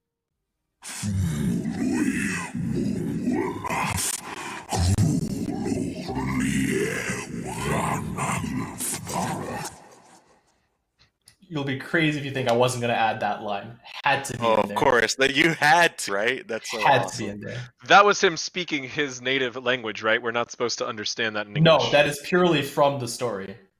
Yeah, that is the invocation of a Cthulhu, Yep. right? Yeah, love it. Cool. All right, we got Mastery skins up next. We'll kick it off with his gold skin, and I believe we have maybe one more voice line that we can listen to while we look at the model. Cool. You all live a placid island of ignorance in the midst of black seas of infinity. This one looks so cool. And then Yeah, here's we- the legendary. I Ooh. love the black and Ooh, gold. Now- yeah. Man, so good. Always we did my a lot favorite. of references from the stories, like I said, to make sure that what he says, his personality, and everything fits. I know there's a couple of questions on his base green color as well. People expected since the other skins were purple, but that is the normal color for Cthulhu. He's more aqua green and under the depths kind of feel. Oh yeah, he had to be green for the base. That's just clear. That's clearly described in the texts. But seeing the purples and the reds, the recolors, just makes it like you have all the I know, choices. right? And the diamond skin looks really awesome as well. We got one more point about Cthulhu before we wrap up. The Destroyer God. Cthulhu is definitely going to be destroying some things, but AJ, I think we have a little bit more to talk about, right? Yeah, this is a fun story. People keep asking us, you're trying to put the spoilers together, and obviously for this character, people were really trying to put the spoilers together. So we wanted to just give a little bit of clarity. So at the beginning of season 5, we hinted towards a destroyer god. Now that Destroyer God was left really vague. It actually left vague kind of on purpose because we had really about 2 or 3 gods narrowed down that all could have been the Destroyer to us. What we can say now is that Cthulhu was one of them. However, though, we didn't like that timing for that god, so we changed it up and we went into the god schedule that we saw now. So Cthulhu was one of those destroyer options, but that's not to say that we're still not very interested in the other destroyer options, and likely there might be even more destruction coming up later this year for the Smite universe. So don't really want to say anything about who we could be considering, but we just decided to take things in a different direction, and that doesn't mean that that whole concept is really gone, but it's also not really completed yet either. So, those of you who still want to speculate about a destroyer god coming up in the future are welcome to continue your speculation about who it might be. You heard it here first. There's might be even more destruction headed your way coming in the Smite universe. But that wraps it up for our show, guys. Thanks so much for joining me today and hanging out, showing off Cthulhu. We've got PTS coming out on Friday. Be sure to, keep an eye on our social media channels. We'll be sure to update you guys whenever we have it ready for you guys. We all know that you're looking forward to it. We've got another show headed your way this week in Smite. Be sure to keep it locked, and we'll see you next time.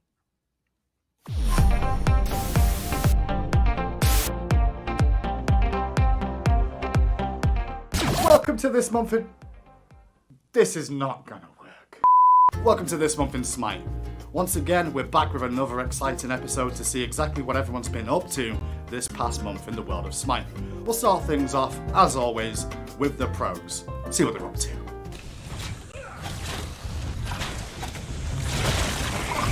We got time to get this, honestly.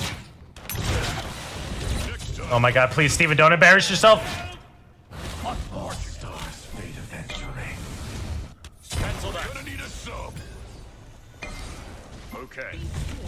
Okay.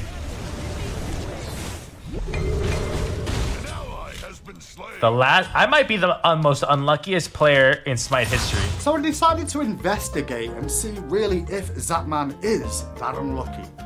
This will help you track our enemies. Rewrite your right tower under attack. You can't outrun my move. You walked right into my trap.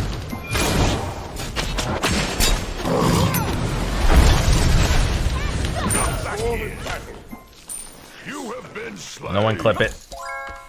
Seems a little bit more aggressive than unlucky. Let's try again. He's poking me, but he has no chance to kill me. He's gonna clear this. See that? Look. Oh, he has to come kill me, right? Then we just ult down. And look at that. We cleared the wave. Got our devos, and he did nothing. Will return. Elevate your game. No one clip it. Yeah, that really was unlucky. That the shop was open. Sticking with lazybacks for a minute. That's the kind of trades we like, boys. On my way. Also, Changa. Hey, I know what's real. Flagrant foul.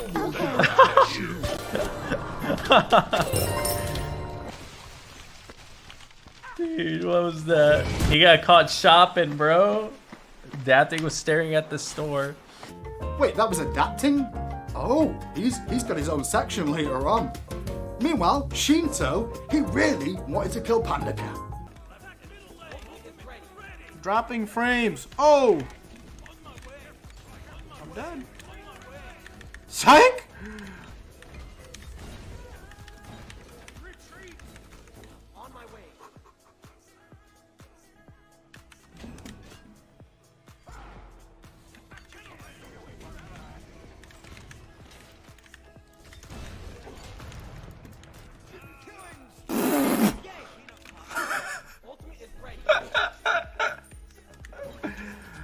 Oh my goodness.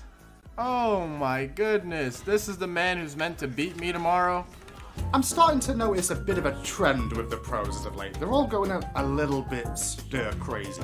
Take Fino K for example. He's having a very hard time adjusting to the nerfs he received last patch. gonna blink ult this guy for fun.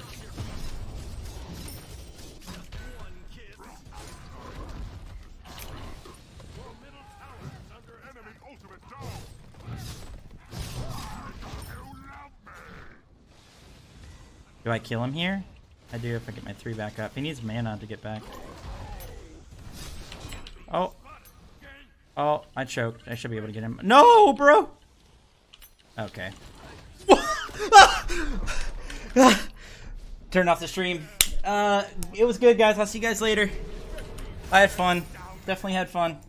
But it's not just fine okay though. Take the Ducky for example. He legitimately forgot how excuses work. I am feeding, but it's like my fault. Wait. And while that's going on, you've got PK practicing their harmonies to become an a cappella group. Flopping them.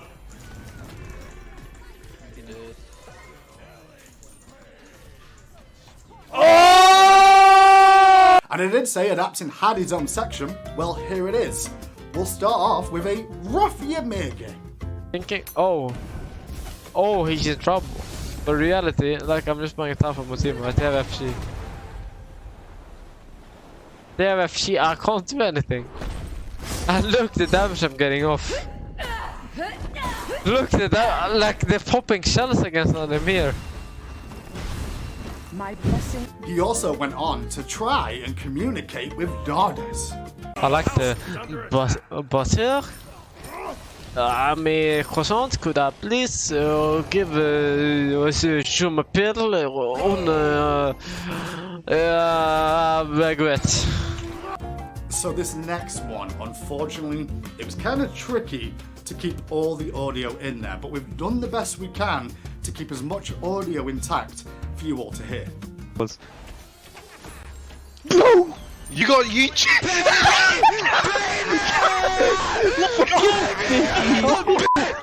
I told you like it was my fucking grandmother on student debt, you bitch!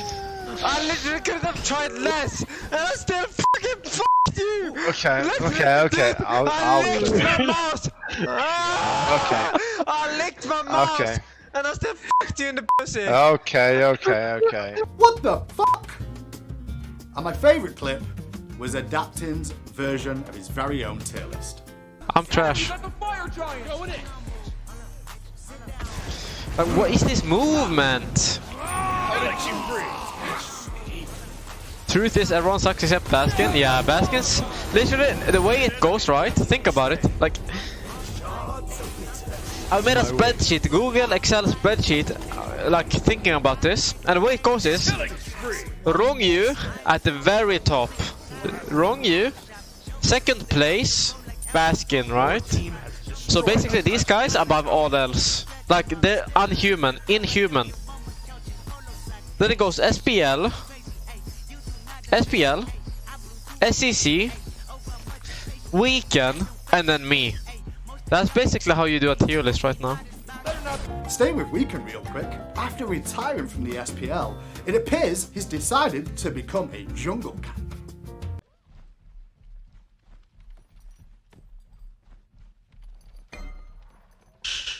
On my way. Beware the shifting sands. Behold, my it. It's not even a challenge. He didn't see me. You didn't know I was in there, dude. Okay, time to move on to some community clips. As always, if you see the Savage approved avatar in the corner of these clips, it means they were sourced by members of the community like you. If you send in your clips to us and they get featured on the show, you'll get yourselves the Savage approved avatar for yourselves in game. Let's take a look. Giving up aggro? Yeah. I have transform. Back up. Thor's in here. I vault. Oh, really? On my way. Not a chance! Go. I'm stunning Jing Chen. Someone clip that! That was hot. Oh my god. We can get this tower too. We can get tower here. On fire. I literally hear the fire ant. Yeah, I don't think we defended it. So I was just doing blue. I literally had to skip a bunch after this. Oh, yes! Let's I'm defending mid. I have Fafnir back here. I'm defending fire waves. I'm defending fire waves. Oh Come on, Arvis and Nato. Nice. Worry behind you. There's a Najah behind you, dude. Chains.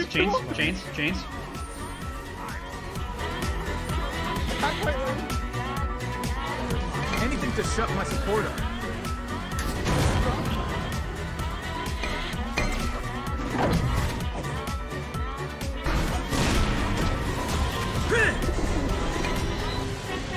Your right tower has been destroyed. Your right tower. Ooh, come on, team.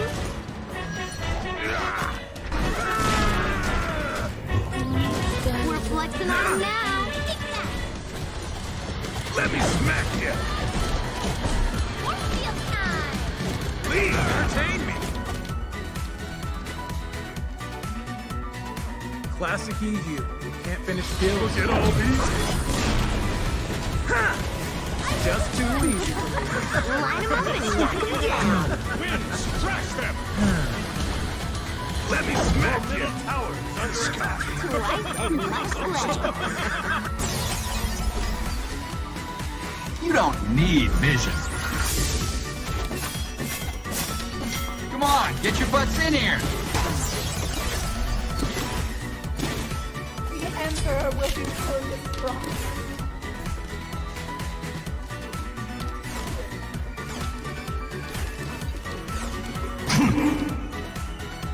Come on, get your butts in here. You don't need vision.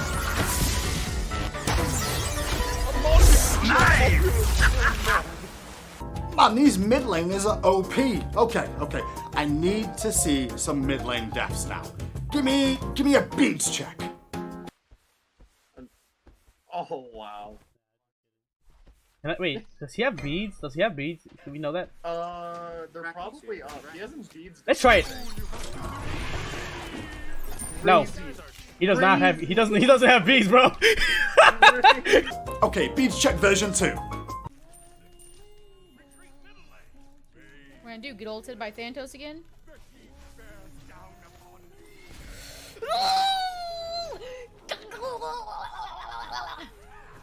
God dang it! I knew it. Freaking suck my toe, you piece of garbage. Beats check version 3. I'll be honest, I had no idea that was you and I just panicked.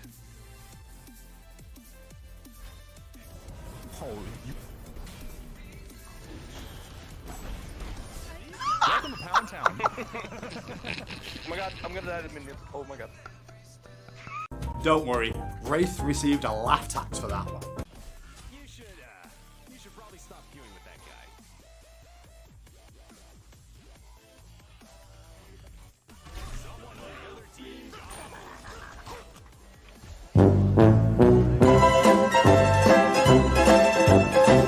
You know, I'm not a big believer in refusing to surrender when you're down 3 Phoenixes and 20,000 gold. Fire's coming down left. I'm cleaning the fires in right. No abilities. Mid. Soul 2. They frenzied up caging. I girdled. Knocked up Soul. Facing on. Honor's dead. Honor's dead. Soul's dead. Minions. Dead. Minions. All squishy is dead. Oh. No. Minions. Oh! Kill the minions. Okay, push out the waves. Push out the waves. But if you defend like that and wait 20 minutes, miracles can happen. I'm here. Hey, you guys can push mid too. I'm pushing it in. Blocking. Phoenix. How long on the page? Go on, Soul. Can we go mid? Alright. Yeah, Can we go mid? Let's go mid. Mid. Let's go mid. Can we end? Can you guys end? Can you end? Go, end. Do we have frenzy? I don't have frenzy now. I'm crippling a Wheelix. A Wheelix beast. Hit Titan, full Titan, full Titan, full Titan. Oh my god. Let's go, boy! Speaking of miracles, has anyone seen Noir?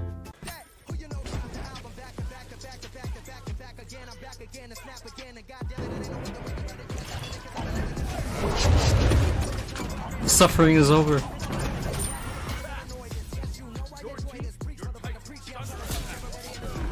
Oh, Noir's ending. Noir's gonna end.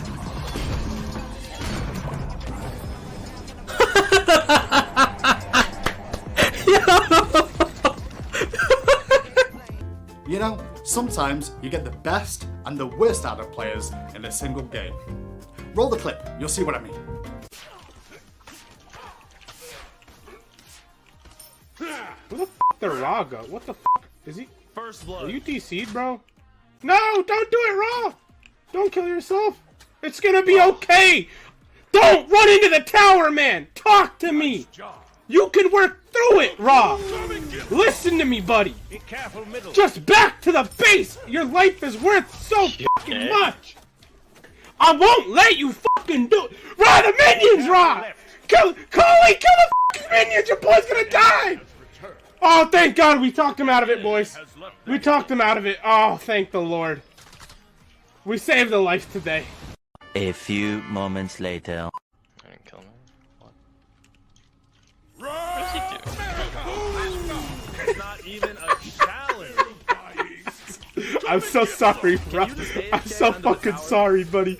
I deserve death. I'm sorry. No! I said I'm sorry, man! I'm gonna let you all in on a little secret. Sometimes it's really good to listen to the teammates' calls. Gold. Go to gold. Okay, I'm gonna go. Go to gold. I'm literally gonna go. I'm literally gonna go.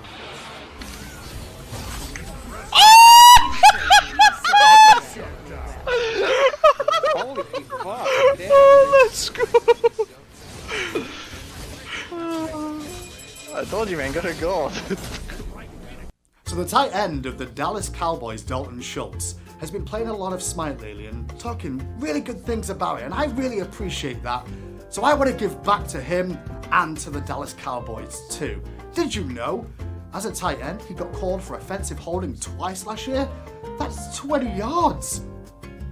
Whatever 20 yards means. But what I did, listen, I've helped him out quite a bit here, and what I've showed him is exactly what it's like, offensive holding, SMITE style.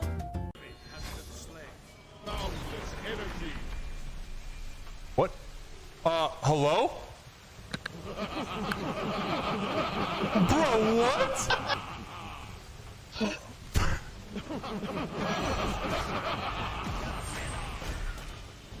Bro, what is this? What did you do? Bro, I'm literally in the fucking fire giant. What is this? Yo! Should have just used beads. Don't try that at home, by the way. Also, don't try this at home either.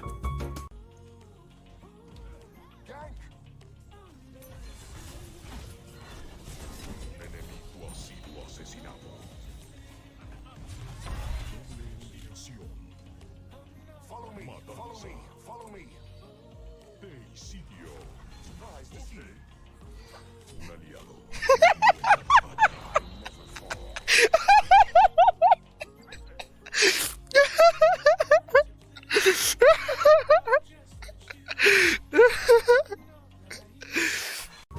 You love to see fun support clips like that. And like this. Alright, I'm soloing Pyro, BRB. Okay, bet you won't. I got Fafnir out down. No, trust me, he will. He will. Look at him. He won't win, though. Pyro will kill him. You want to bet? No, I wanna watch. I wanna watch it. I believe. I'm here for the watch. I believe. There's a Fafnir here. I don't care. He can watch too. He can watch too. Let him watch. Yep. Well, maybe he'll help me. Maybe he'll help me. He helped. He helped. He helped. He helped.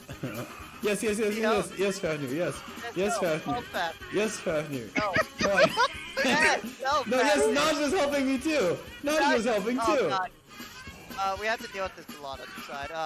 Hello. I really hope they let us watch this. Yeah, I'm excited. Like, no. The support is working together to kill the objective. The bad news is about playing support is sometimes your carry just wants to die.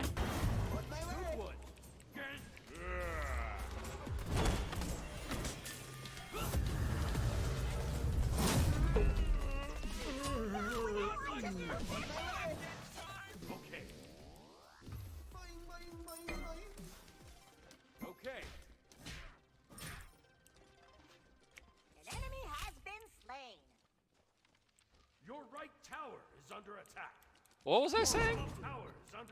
And other times your carry will finally pop off.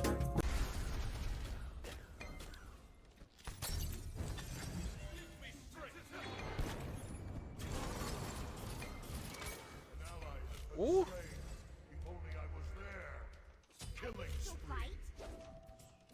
Oh! Oh! Oh my god! What a play!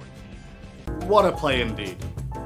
Now sometimes, when the streamers are busy, the servers end up going under maintenance, but the stream's got to keep on going.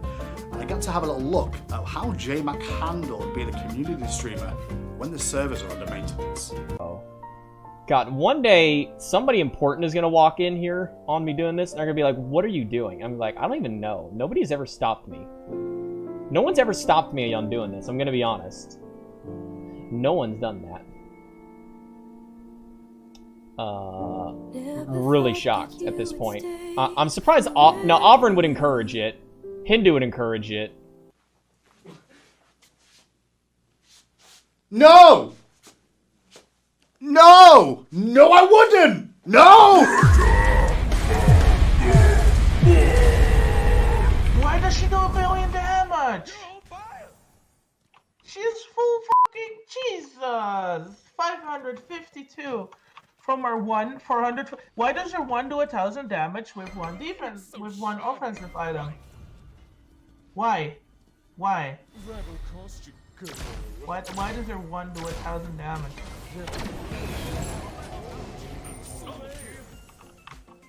Help.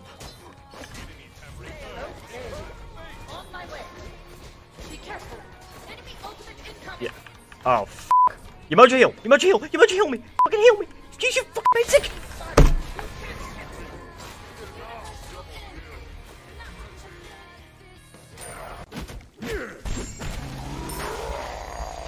Oh, stop. Oh, stop. Oh. No, I can't! CC actually chained for 5 seconds!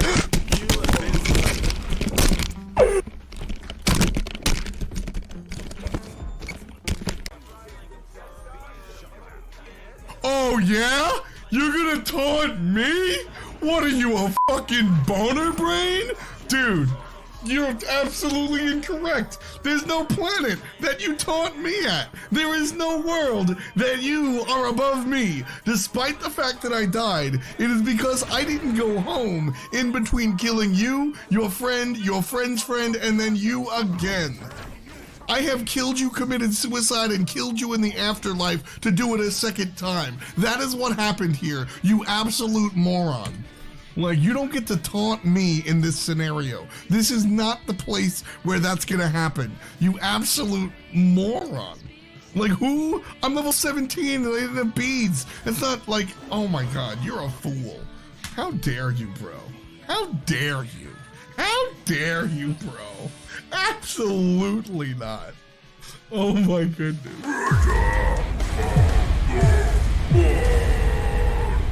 That's all I've got time for in this month in Smite. Thanks so much again for tuning in. In the meantime, if you do find any clips, please send them in to me. You can find information on how to send them in at the description of this video. But for now, I'll leave you with Incon finding the perfect music choice for the situation. Are you making fun of me for playing your Nemesis request? Is this what's happening right now?